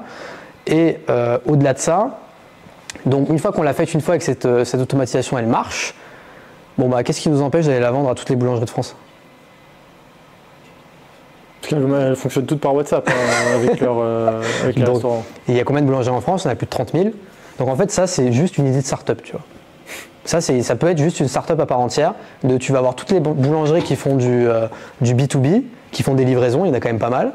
Et tu peux vendre exactement la même chose, c'est tout le temps la même, et tu as des techs qui intègrent la solution, et tu as des commerciaux qui vont la vendre, et ça marche. Ouais. Ça a pris combien de temps à te former pour savoir faire ça à peu près sur Make? Ça, en vrai, j'étais pas du tout formé sur Make, et je l'ai fait. En gros, je me suis formé sur Make en faisant le truc. Donc, il n'y a pas mieux pour se former, les gars. Vous aviez déjà signé avec le client, mais vous n'aviez même pas encore essayé. Exactement, ouais. Mais oui, il faut toujours vendre avant de faire. Tu vas pas perdre du temps à passer 3 mois à développer un truc que tu n'es même pas sûr de vendre. Donc d'abord tu vends, après évidemment, nous à ce moment-là on s'y connaissait bien en IA, on avait déjà fait des automes, on sait déjà ce qui est possible de faire. Quand il nous a dit son problème, on était en mode ok c'est possible, ça va pas être forcément simple mais c'est possible. Et en fait effectivement en le faisant on a vu qu'il y avait plein de problèmes qu'on n'avait pas pensé, du type les gens qui commandent pas pour le lendemain mais qui commandent pendant 3 jours. Mais en fait c'est des problèmes et tu trouves toujours des solutions et c'est pas trop un problème. Et comme il a dit Enzo, au pire du pire si vraiment tu n'y arrives pas, tu le rembourses et vas-y il aura perdu un peu de temps mais c'est pas très grave, au moins tu auras essayé. Et par contre si ça marche derrière tu as une solution qui peut limite être une start-up à part entière, tu vois. Ouais. Est-ce que vous pouvez expliquer un peu le principe de Make, c'est pour connecter plein d'applications? Ouais, c'est juste ça. Ouais. En fait, tu peux programmer sans savoir coder. Et justement, en fait, ça a plein d'intégrations avec plein d'applications. Tu vois, là, tu as des trucs Google Sheets, là, tu as des trucs OpenAI. Bon, là, ça, c'est pour faire des opérations internes à Make. Mais là, tu as un logiciel qui te permet de connecter WhatsApp. Enfin, tu as vraiment plein de logiciels qui te permettent justement de les mettre ensemble, les combiner et de faire un peu des systèmes sans avoir à faire vraiment la galère des appels API, d'aller appeler directement les applications. Pour ça, ou tu peux. Bah, c'est ça qui est fou, c'est que ça coûte combien? 30 balles par mois, je crois. Ouais, c'est ça. Mais en fait, tu peux même utiliser, pour des petites automes, tu peux même utiliser le plan gratuit. Et si après tu veux un peu scale, que tu as vraiment beaucoup de requêtes, tu passes à 20 $ par mois. Nous, c'est ce que ça nous coûte, ce client. Et tu crées un modèle pour chaque entreprise et tu peux le copier-coller. Ouais, bah en fait, tu as plein de scénarios, tu vois. Tu gères des scénarios. Et je sais pas ce que j'ai modifié. Et en gros, bah là, tu vois, il y a nous, en fait, pour ce client, sur ce client-là, c'est toutes les automatisations qu'on a fait pour lui. Donc tu vois, tu as des trucs spécifiques, donc ça c'est pour justement générer les bons de livraison. Là, tu en as qui sont pour analyser avec son logiciel de comptabilité, donc on peut aussi connecter avec son logiciel de comptabilité. Tu vois, tu as plein de trucs, tu as plein d'applications et tu peux les connecter entre elles et faire des systèmes. C'est ça qui fait baisser la rentabilité des 85%, c'est ça qui l'a fait descendre à 85%. Non, c'est pas ça. C'est parce qu'on avait fait de l'événementiel. Okay. Et qu'il y a beaucoup plus de coûts dans l'événementiel. Non, en vrai, sur ça, là, on est à 95, je pense. 90%. Parce que, t'imagines, lui, on l'a pas fait cher parce que on voyait le potentiel de réplicabilité. Et donc, aussi, on voulait se faire la main dessus parce que, comme je vous l'ai dit, on savait pas le faire, ça, à la base. Donc, on s'est dit, on s'est pas dit, on va le pricer hyper cher. Donc, on était un peu frileux, on a dit, on l'a fait un peu plus de 1000 €, mais après, on va vous montrer des automes qu'on a pricé à 15 000 €, quoi. Donc, ça, en fait, le gros potentiel, on n'a pas vraiment gagné d'argent sur ce client, mais par contre, on a un système qui, derrière, comme je vous ai dit, peut se scaler très fort si on a le temps de pousser cette solution jusqu'au bout, quoi. Parce que là, après, l'étape d'après, ce serait de recruter 10 sales qui appellent toutes les boulangeries de France, de leur dire qu'on a une autom qui automatise leur bon de livraison, ça leur fait gagner 3 heures par jour, la dépendance, machin, enfin tout ce que je vous ai raconté, qu'on a déjà testé pour une boulangerie qui fait 1 million de CA et qui était meilleure boulangerie de France, machin, et dès qu'ils la vendent, et nous lui il recrute des mecs à CS, on leur apprend à faire la solution, ils l'intègrent, et hop, on le fait à chaque fois, ça fait 10K, 15K, 20K par mois, et puis après, si ça fait suffisamment de cash, on peut voir pour en faire un SaaS, d'où ce que j'ai dit en introduction, potentiel de SaaSisation, pour en faire un software où les boulangeries ils iraient directement sur une interface web et ils pourraient on pourrait le gérer comme ça, mais là ça demande plus de cash, mais du cash que tu as du coup, parce que tu as vendu ça à 50 boulangeries avant, et donc c'est un peu le système. Et c'est aussi Est-ce qu'on passe à la prochaine solution, Enzo? Allez, hein. C'est quoi après? C'est Gendeck. Quoi? On avait dit Gendeck, ouais. Donc, alors là, le contexte, c'est que c'est un client qu'on a eu il n'y a pas si longtemps que ça. C'est le leader français de la gestion aéroportuaire liée à l'aviation privée. Donc en gros, leur job concrètement, c'est il y a plein de vols privés, donc souvent des vols de présidents, de milliardaires, etc. Et il y a tout un tas de services aéroportuaires qui sont liés à ces vols. Le fait de faire des transferts, d'avoir les autorisations de vol, de pouvoir atterrir, de pouvoir décoller, d'avoir une conciergerie, de leur faire venir une limousine bleue à 20h50 parce qu'ils ont demandé une limousine bleue à 20h50, etc. Et donc ça, il y a tout un tas de services comme ça. Et notre client, c'est un intégrateur, c'est-à-dire qu'il va avoir un réseau de prestataires et il va gérer justement tous ces services opérationnels. Il va gérer tout le côté opérationnel et il va faire en sorte que tout soit à l'heure, au bon moment, que les gens quand ils arrivent, il y ait bien la voiture qui arrive au même moment, que le transfert ce soit fluide, que l'hôtel il soit bien réservé, etc. Donc ça c'est le job de notre client. C'est le leader français, donc c'est quand même une boîte qui a plus de 70 salariés, collaborateurs et qui est basée donc à Charles de Gaulle là-bas et qui est aussi à Nice. Et donc là, on va vous montrer une solution un peu sur mesure qu'on a faite, qui est liée, qu'on n'avait pas à l'avance, c'est parce qu'on a fait des appels et qui nous ont donné leurs problèmes qu'on a trouvé cette solution. Mais en gros, dans l'aviation privée, il y a un truc administratif obligatoire qui est qu'à chaque fois qu'un étranger ou que des étrangers, pas forcément, pénètrent sur le sol européen, ils doivent faire une GenDec, donc une General Declaration. À la douane, à la sécurité, à un certain endroit, pour dire qu'il y a telle personne, nom, prénom, date de naissance, machin, numéro de passeport, qui vient de pénétrer sur le territoire européen et que il faut absolument le faire. Et donc eux, en tant qu'entreprise qui gère un petit peu tout ça, ils doivent le faire en fait, pour tout, parce que leurs clients en fait, c'est des compagnies aériennes. Et ça, c'est ça qui n'est pas forcément simple à comprendre, c'est que c'est les compagnies aériennes qui vont être leurs intermédiaires. Et les compagnies aériennes, ils doivent donc faire des GenDec. Et donc là, l'enjeu, c'est que du coup, vous imaginez bien qu'il y a énormément de vols chaque jour, et que donc tous les jours, il y a entre 30 et 60 GenDec qu'il faut faire. Et c'est un truc ultra chronophage et répétitif, qui consiste, en fait, c'est-à-dire qu'ils vont recevoir un truc comme ça. C'est un truc qu'ils reçoivent. Voilà. Donc là où en fait il y a tous les passagers, tout l'équipage avec toutes leurs informations. Et en gros, il va falloir récupérer toutes ces informations et les mettre dans un document particulier à leur format qui est celui-ci. Donc sans les trucs bizarres là. Mais en gros, sur un truc qui est à leur format pour qu'eux ils puissent l'envoyer, l'enregistrer. Et donc ça prend énormément de temps parce qu'il faut tout regarder, tout transmettre, tout transférer, etc. Je crois qu'ils avaient carrément un alternant, son job c'est de faire ça, tout le temps. Sympa. Voilà. Il faisait ça toute la journée, il faisait des GenDec, comme ça. Donc c'est absolument passionnant. Et donc là, encore une fois, ils avaient essayé de régler ce problème avec des consultants seniors. Ils leur avaient dit, venez, machin. Et ils leur avaient dit, ouais, on peut automatiser le truc et tout. Et en fait, ils n'ont pas réussi, les consultants seniors, parce qu'ils n'ont pas utilisé l'IA. Ils ont utilisé justement l'algorithmie un peu traditionnelle. Et le problème, c'est que si tu retournes sur la GenDec, c'est que là, je vous montre la GenDec de Avcon Jet, sauf que eux, ils travaillent pas que avec Avcon Jet, ils travaillent aussi avec Qatar Airways, avec une dizaine de compagnies aériennes différentes. Et selon les compagnies aériennes, ce n'est pas les mêmes formats.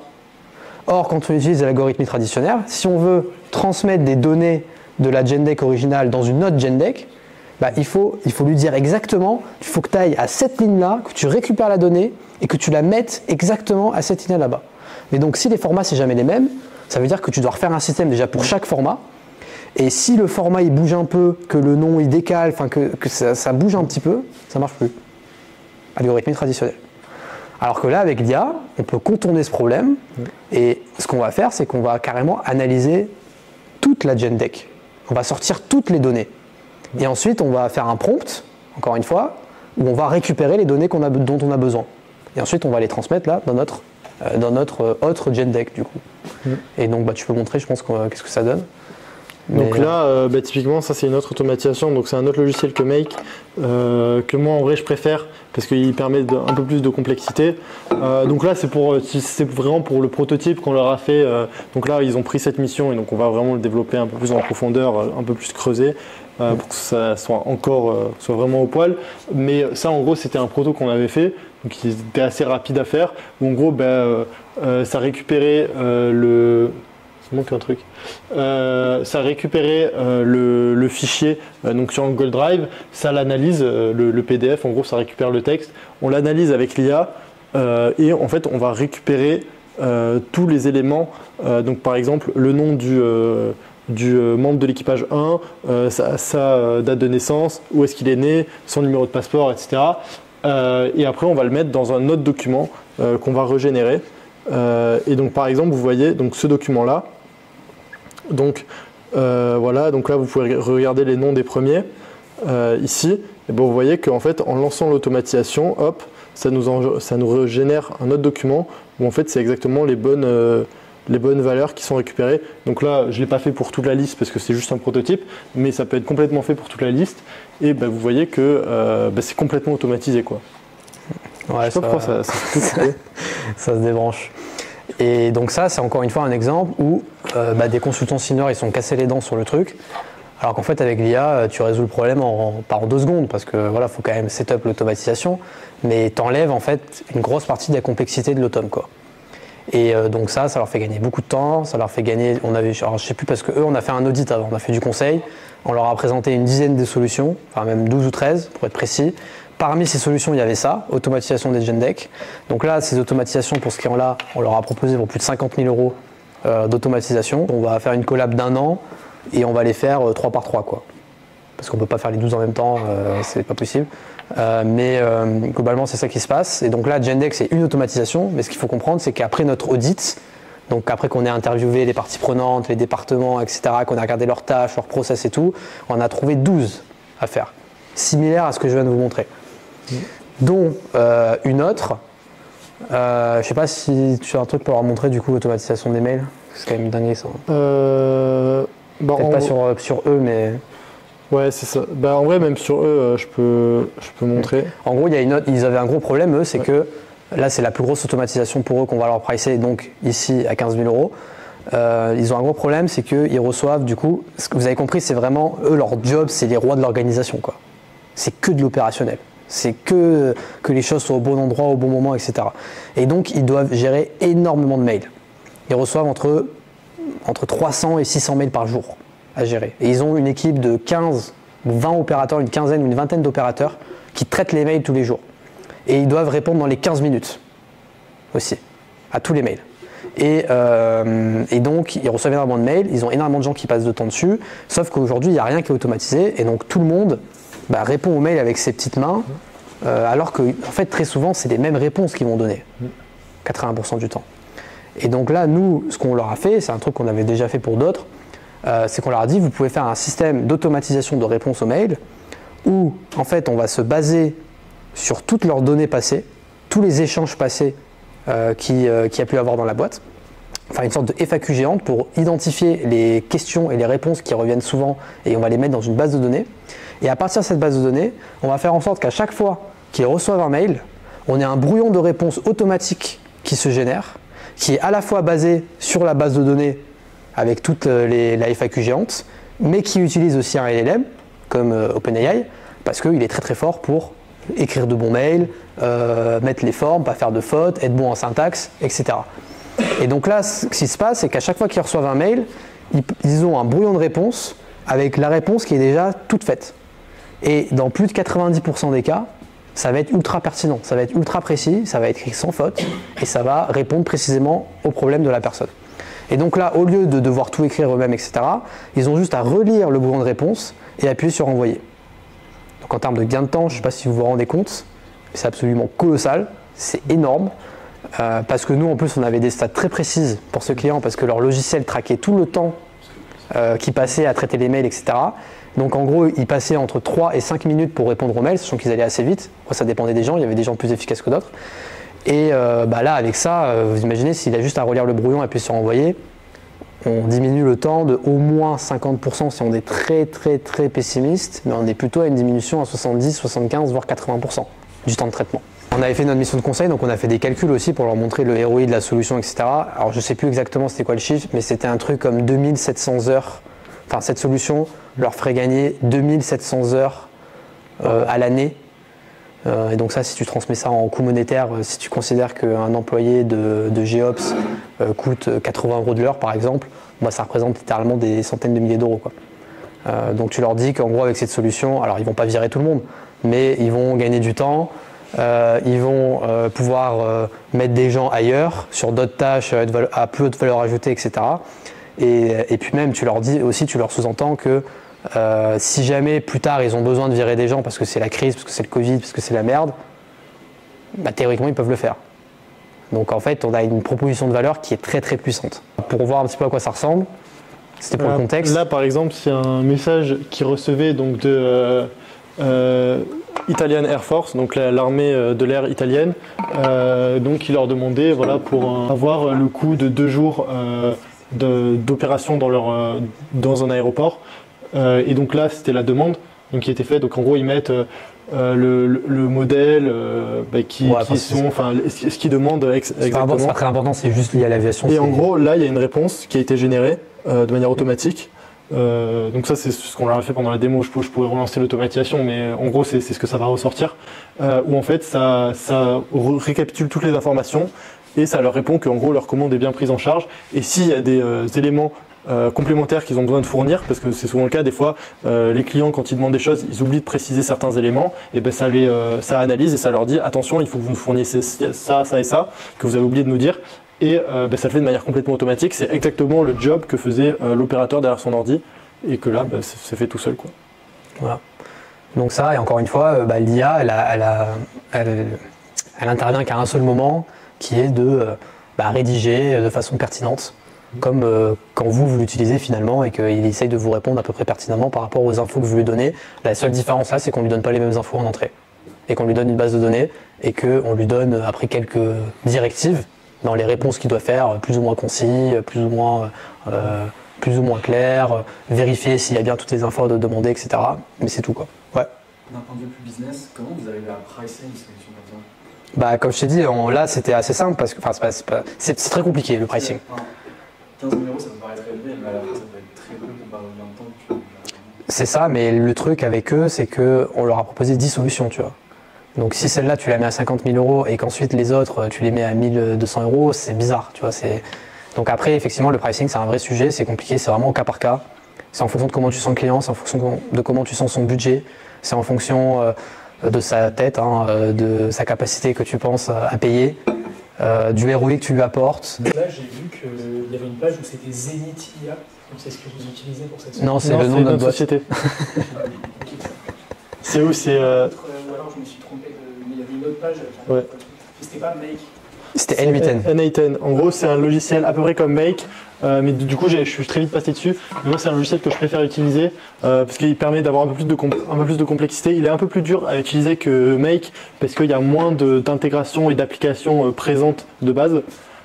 Donc, il faut un peu plus configurer. Mais en gros, ça permet d'aller beaucoup plus loin. Et ça a aussi des avantages. Bon là on rentre vraiment dans les détails, mais en gros c'est un logiciel qui peut être installé en local sur par exemple un serveur qu'on possède ou qu'on loue, ce qu'on ne peut pas faire sur Make. Ouais. Et en fait l'avantage de faire en local, c'est que déjà on va diminuer beaucoup les coûts et aussi ça permet d'avoir une meilleure confidentialité avec les données de nos clients qui parfois peuvent être sensibles, et donc là on permet de conserver toutes les données chez nous. Et donc, il y a moins de risques de piratage, etc.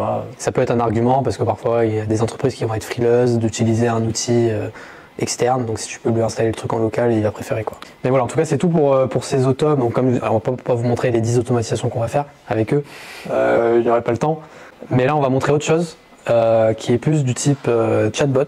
Ouais. Donc ça c'est un autre type de service qu'on peut vendre avec de l'IA. Il y a beaucoup d'applications possibles.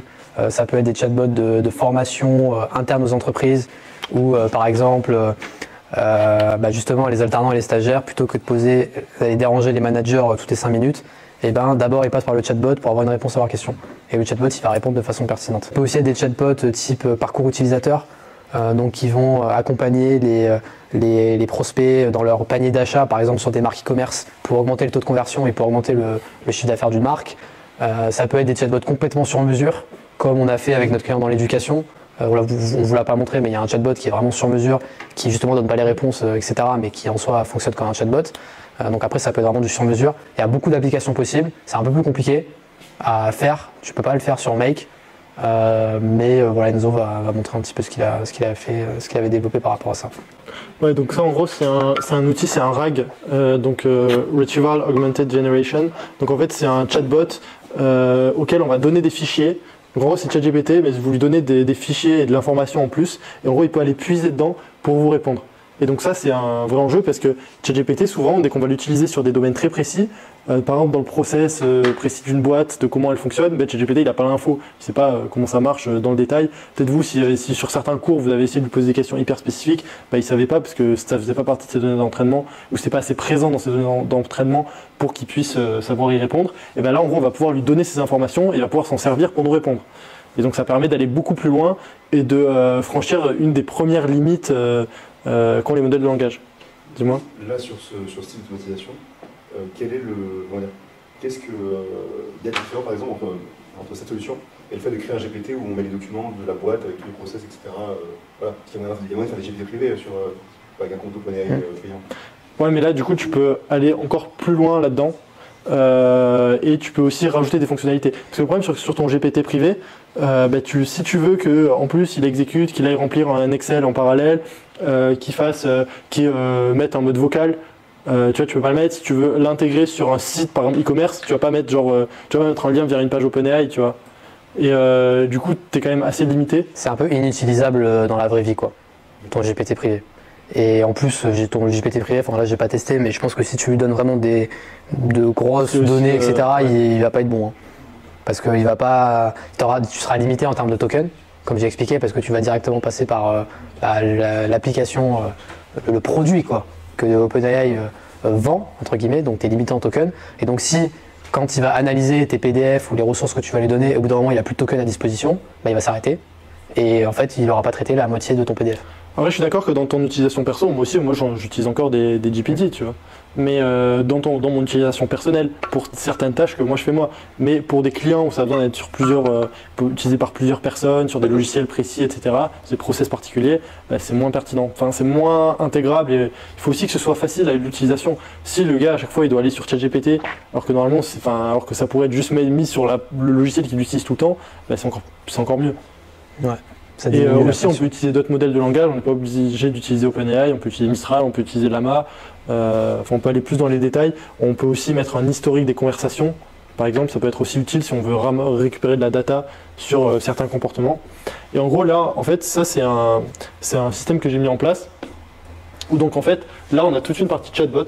Donc en fait c'est l'équivalent de ton GPT, sauf qu'on utilise des logiciels qui nous permettent d'aller encore plus loin, comme je l'ai dit, qui nous permettent d'analyser un peu plus les données et d'aller un peu plus loin dans leur utilisation.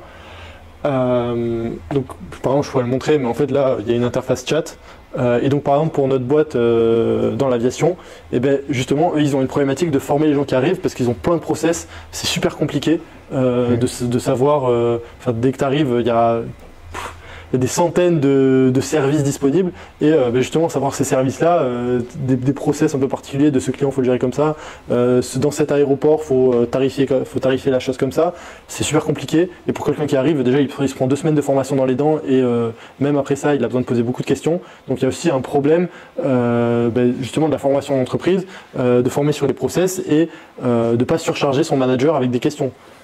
Et donc justement d'utiliser ce genre d'outils, par exemple on a pu le remettre en place. Donc là on avait mis un morceau de fichier, alors je ne me souviens plus les questions qu'il y avait, mais on avait mis un morceau de leur manuel d'exploitation et je vais essayer de... et en gros on peut aller chercher directement les informations en posant simplement une question. Donc là si je prends un élément aléatoire, ça pourrait être quoi?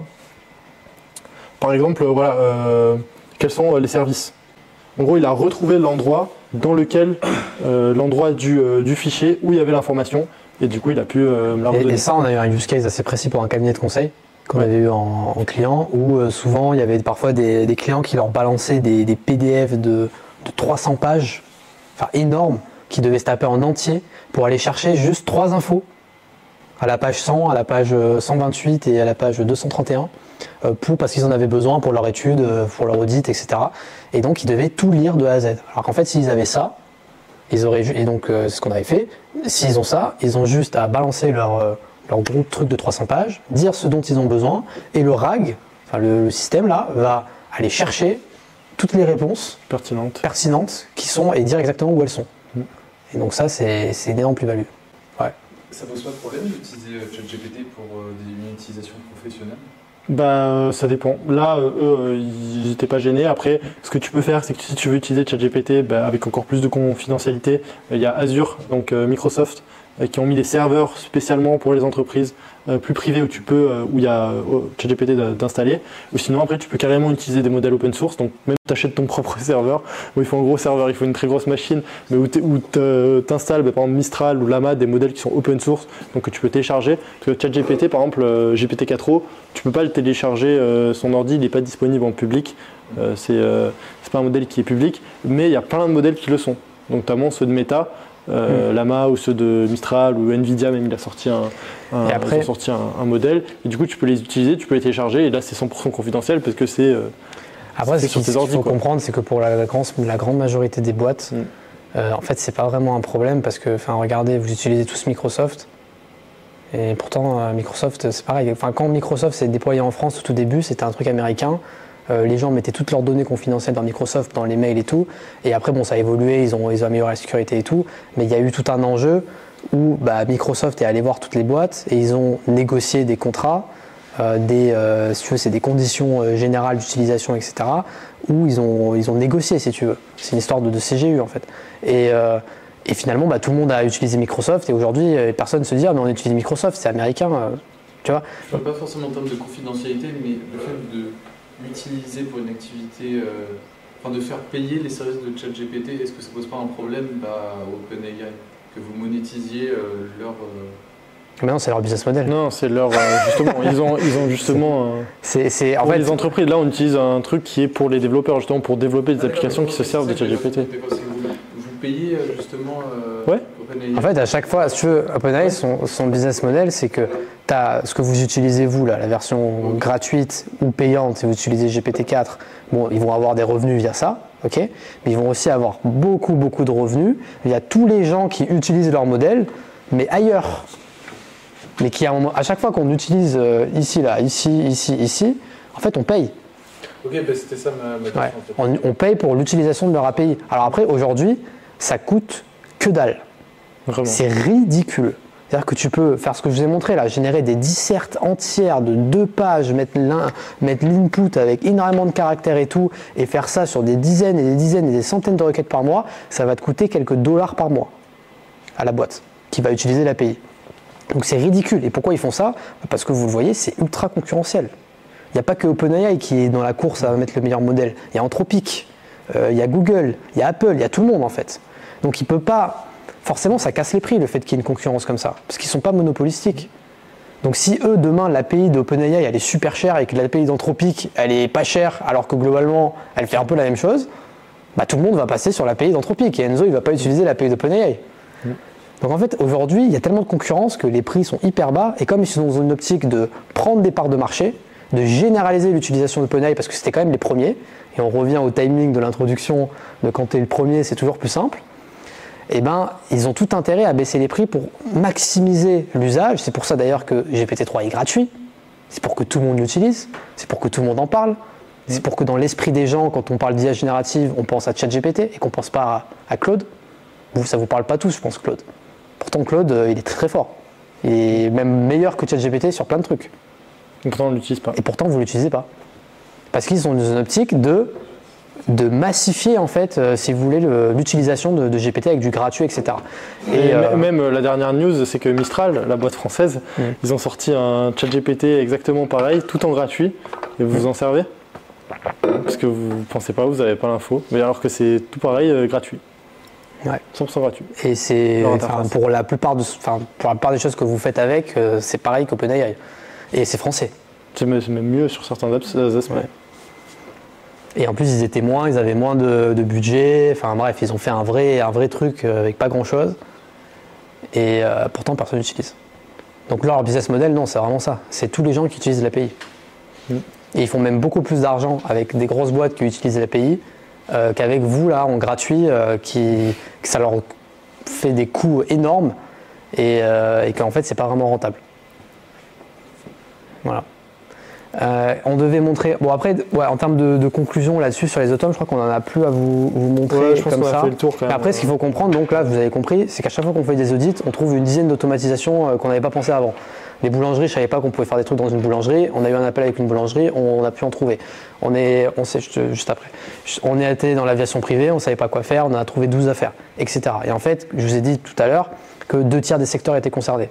Donc si vous faites un peu le truc, en fait ce qui se passe c'est que la plupart des automatisations et des solutions possibles pour plein de secteurs, on les connaît même pas. Alors que ça fait 1 an et demi qu'on fait que de l'IA tout le temps. Le marché, c'est là que je vous dis que le marché est vraiment gigantesque, genre vraiment.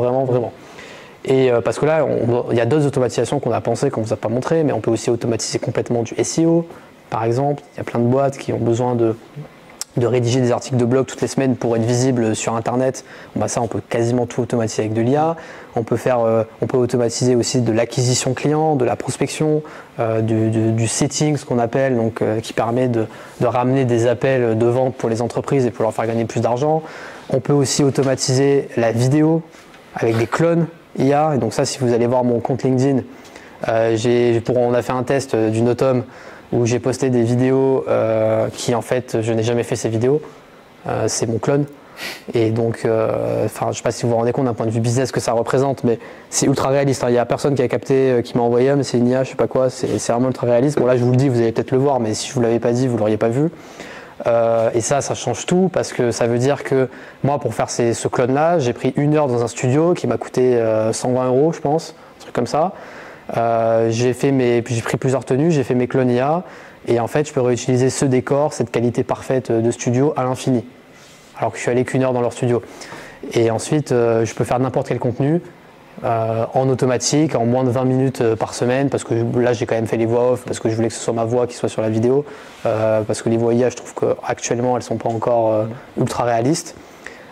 Et donc j'ai fait ça, c'est complètement automatique, mais ça a des conséquences business énormes, parce que ça veut dire que tu peux aller voir une boîte et lui dire tout le monde fait de la création de contenu maintenant, créateur économie, etc. C'est trop important pour les entreprises, la création de contenu organique. Je peux leur dire, moi je peux t'automatiser ta création de contenu avec des clones, donc tu n'auras même pas besoin de faire de tournage, donc ça va te coûter 3 fois moins cher que si tu dois faire appel à une agence de production où tu vas devoir tourner toutes les vidéos, etc. Si tu devais tourner tes vidéos normalement, ça t'aurait pris plusieurs dizaines d'heures par semaine. Là, ça va te prendre littéralement 30 minutes. Ton agence de prod, elle t'aurait coûté 5 000 € par mois. Moi, je te fais la même chose pour 3 000 € par mois. Est-ce que tu prends? Voilà. Donc ça, le truc des clones, c'est juste... Enfin, en fait, à chaque fois qu'on trouve des automatisations stylées comme ça peut être une start-up à part entière, quoi. Ça peut être une boîte à part entière, ça peut être un SaaS à part entier. Et c'est vraiment ça la philosophie de l'IA en fait et de ce qu'on a fait pendant 1 an et demi. Et après la question c'est plus de choisir où on va, qu'est-ce qu'on développe, dans quoi on met notre focus. Est-ce qu'on est généraliste comme ça? Au début on avait un peu une stratégie de généraliste justement pour apprendre aussi, pour voir plein de secteurs, pour voir plein d'automes différentes, pour développer notre compétence et notre capacité à voir ce qui est possible de faire dans chaque secteur. Mais au bout d'un moment, la deuxième étape, ça va être d'en choisir quelques-unes et d'en faire des SaaS et de les valoriser très très fort, quoi. Et donc voilà, parce que là, on a des très grosses marges, donc nous, ça nous met bien d'un point de vue personnel, voilà, c'est cool, on ne dépend plus de nos parents et tout. Mais après, pour faire quelque chose de plus grand, il faut en faire des logiciels ou il faut en faire des choses qui sont plus scalables, quoi. Ouais. Vous avez parlé des secteurs où ça marchait très bien. Est-ce que vous avez des exemples où vous avez rien trouvé après l'audit, où vraiment vous avez challengé, alors, des secteurs où pas complet qui... Alors il y en a, hein. Ouais. Il y en a des secteurs où en vrai, comme je dis, il y a 2/3 qui sont concernés, donc il y en a forcément un tiers où tu peux rien faire. Nous, ça nous est... Attends, je réfléchis. Un secteur où on est sorti, on était en mode... À part sur des trucs vraiment très industriels, où en fait ce serait des secteurs où j'utilise pas du tout le digital, quoi. Parce que en vrai la seule barrière qu'on a, c'est d'avoir des données, d'utiliser des logiciels, etc. D'avoir un peu cet aspect digital. Mais c'est en gros, si tu prends tous les business qui n'utilisent pas du tout Internet, là je pense qu'on peut rien faire pour eux. Mais à partir du moment où tu utilises des logiciels et que tu utilises Internet, là il y a un moyen. Et nous, non, dans nos appels, on va toujours trouver des trucs à faire parce que les gens, ils avaient quand même une intuition, ils ne sont pas retrouvés dans l'appel par hasard. Parce que nous, on n'avait pas forcément fait de prospection, parfois c'était du bouche à oreille, des choses comme ça. Si la personne est là, c'est qu'en fait souvent elle a une intuition, elle se dit mais ça j'ai l'impression que c'est robotique, ça prend du temps, machin, peut-être qu'on peut mettre de l'IA. Alors parfois c'est pas de l'IA, hein, ça n'a rien à voir, mais parfois effectivement avec de l'IA on peut résoudre le problème quoi. Mais bon, pour répondre à ta question précisément, les secteurs où on peut rien faire, c'est les secteurs où vraiment manuels.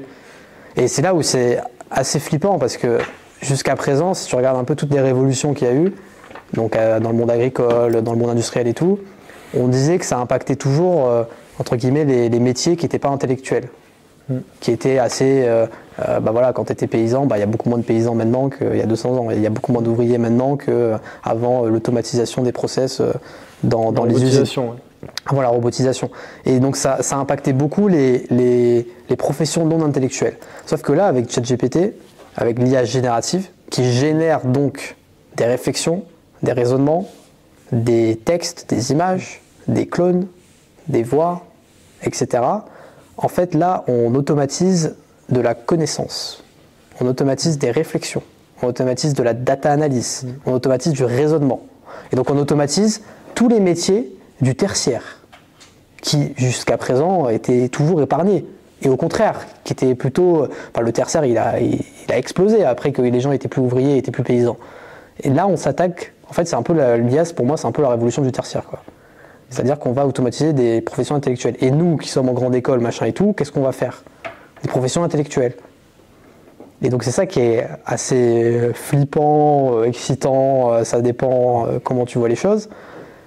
C'est qu'en fait, il y a beaucoup de métiers qualifiés qui vont être menacés parce qu'avec ce genre d'autome, vous voyez qu'on peut quand même faire des trucs assez solides, quoi. C'est un truc qu'on peut quand même intuiter facilement quand on se rend compte que, par exemple, on a des IA, par exemple ChatGPT, qui arrivent à complètement exploser nos partiels et nos trucs comme ça, quoi. Les concours et les diplômes comme ça, qui arrivent à avoir de très bons résultats là-dessus. On se dit que quand même, s'il arrive à nous battre sur des trucs, sur nos moyens de sélection dans notre société, on se dit qu'il y a quand même, un risque de pouvoir du coup automatiser ces rôles-là. Et c'est aussi pour ça, nous, qu'on s'est mis à fond là-dedans, c'est parce qu'on s'est dit, si on maîtrise le truc, si on sait ce qui est automatisé avec de l'IA et ce qui est compliqué, si on maîtrise les automatisations, si on maîtrise le prompt engineering et tout, nous, dans tous les cas, on sait qu'on ne se fera jamais remplacer, quoi. Parce qu'on va être ceux qui mettent en place les systèmes qui remplacent les gens. Et après, en fait, il ne faut pas non plus voir ce truc-là de se faire remplacer. Je vais me retrouver à la rue, je vais plus avoir de travail et tout. Non, c'est que probablement on va arriver vers une autre ère où il y aura moins besoin de travailler. Des moyens de vivre. Parce que c'est vrai que quand on regarde au 19e siècle, les gens ils travaillaient 80 heures par semaine, ils travaillaient dans les mines, ils voyaient presque pas le jour. Ça a quand même bien changé depuis. Maintenant, on travaille 35 heures. En gros, c'est pour les salariés en classique, c'est 35 heures. On vit pas moins bien pour autant. Et donc, c'est aussi voir que nous, on le voit par exemple beaucoup avec nos clients. Souvent, ce qu'on va automatiser, ça va être des tâches répétitives. Et donc, le sujet, ça va pas être de virer tout le monde, mais ça va être plus de rendre le travail plus agréable et d'enlever ces tâches répétitives et un peu aliénantes pour le remplacer par un autre travail qui est quand même que, quand vous vous servez de l'IA, vous vous en rendez compte quand même que ça fait pas tout et qu'il y a quand même une certaine créativité, il y a quand même certaines réflexions qui sont mieux faites, qui sont mieux gérées par l'humain. Et donc c'est aussi toujours arriver à retrouver la place de l'humain dans le travail, quoi. Parce que le premier réflexe des boîtes, en général, c'est pas de virer tout le monde, c'est plutôt de revaloriser les forces ailleurs. Et de faire en sorte que quelqu'un qui faisait cette tâche un peu chronophage, qui n'avait pas trop de valeur ajoutée, un peu répétitive, etc. Ça dépend, en valeur ajoutée, parfois la tâche elle peut avoir beaucoup de valeur ajoutée, mais maintenant elle n'a plus besoin de le faire, et souvent ils vont les mettre ailleurs pour faire autre chose. Et alors après, il ne faut pas non plus être naïf non plus. Si à un moment il y a une grosse crise et qu'il y a quelques personnes qui sont moins indispensables, c'est vrai que ça peut avoir des conséquences sur la société. Mais bon, à chaque fois, c'est l'histoire du capitalisme, c'est de s'adapter aux révolutions. Et donc, ça ne va pas forcément être apocalyptique, tout le monde va perdre son métier, etc. C'est quand même plus compliqué que ça, quoi, a priori.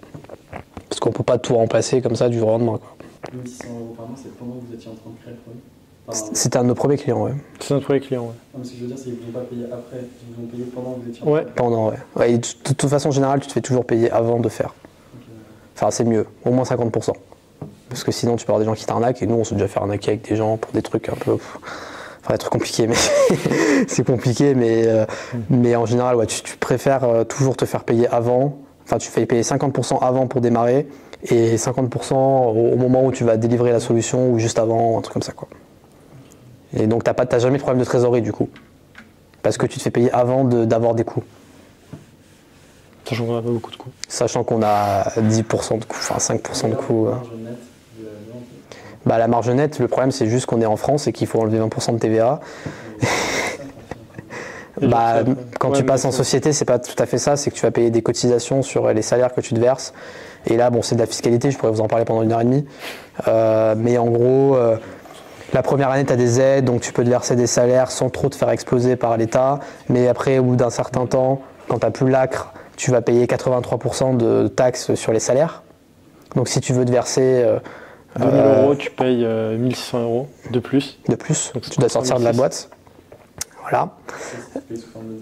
Et bah oui, mais c'est une fois par an et du coup tu dois attendre l'année, donc si tu te payes sous forme de dividende, il faut que tu accumules du cash dans ta trésorerie toute l'année. Et sauf qu'avant de payer tes dividendes, il y a un truc qui s'appelle l'impôt sur les sociétés. Et donc le truc c'est que si tu as monté ton bénéfice très très fort parce que tu t'es pas payé en salaire, bah du coup tu as un gros bénéfice, mais donc ton IS, bah tu vas te choper 25% d'IS. Parce que plus tu as de bénéfices, plus tu te fais exploser par l'IS. Et donc tu payes 25% d'IS, et là tu vas pouvoir te verser les dividendes, et là 30% de flat tax. Donc en fait tu as limite 60% de ce qu'il y avait à la base qui dégage, quoi. Attention, nouvelle règle, taxe Puma.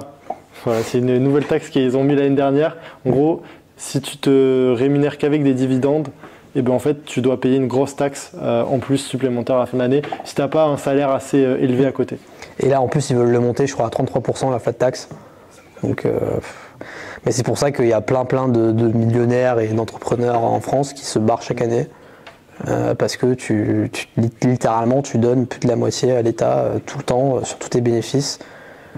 Et après, bon, c'est des questions politiques, mais est-ce que les services publics suivent derrière? Est-ce que le système de santé suit derrière par rapport à l'argent que tu donnes, quoi?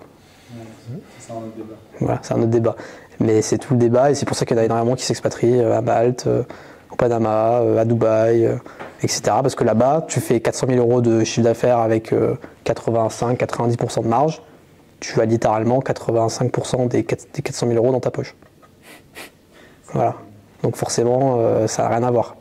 Alors après, on n'est pas à plaindre parce qu'on a quand même des grosses marges et que la première année, tu peux avoir l'ACRE, donc tu es exonéré de pas mal de taxes. Mais enfin, ça marche que si tu te payes moins de 40 000 € l'année, des trucs comme ça. Enfin bref, c'est vraiment... c'est très confiscatoire, on va dire. C'est très dur de se verser des gros salaires en France. Enfin, c'est un peu con parce que du coup, tu donnes 80% comme ça... dans le vide si tu te verses des trop gros salaires. Donc il faut faire un peu un mix entre les salaires et les dividendes. Et là tu t'en sors tant que t'es pas expatrié, quoi. En fait c'est surtout si tu veux avoir un gros train de vie, c'est compliqué. Parce que si en soi t'as pas un gros train de vie, bah, tu prends un salaire correct et après l'argent que tu veux investir, bah, tu crées une société spéciale.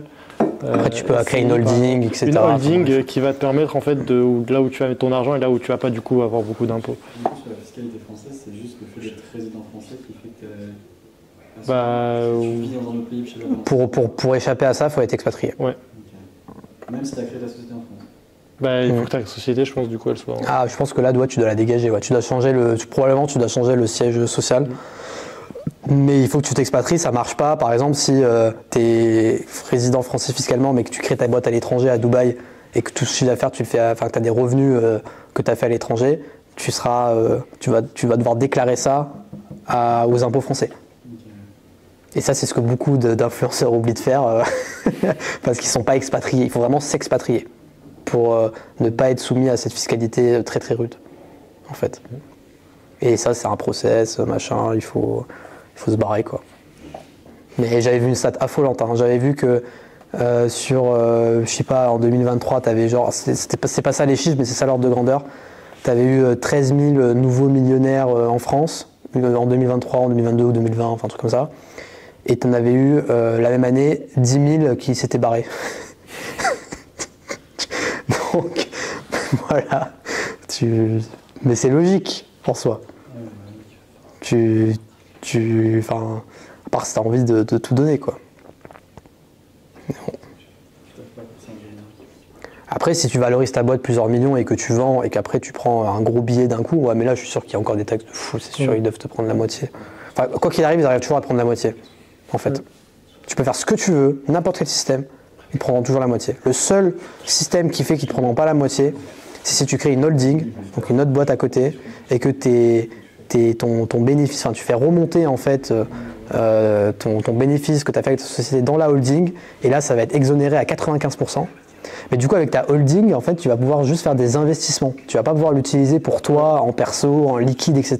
Et tu vas pouvoir investir dans l'immobilier, investir dans d'autres trucs, mais ce sera pas liquide. Et c'est le seul moyen qu'il y a en France vraiment pour... Enfin, à part d'autres moyens qui sont beaucoup moins légaux, du type ouvrir des comptes forts et que personne ne sait qu'il y a de l'argent là-bas. Mais si tu enlèves ces moyens-là qui sont complètement illégaux...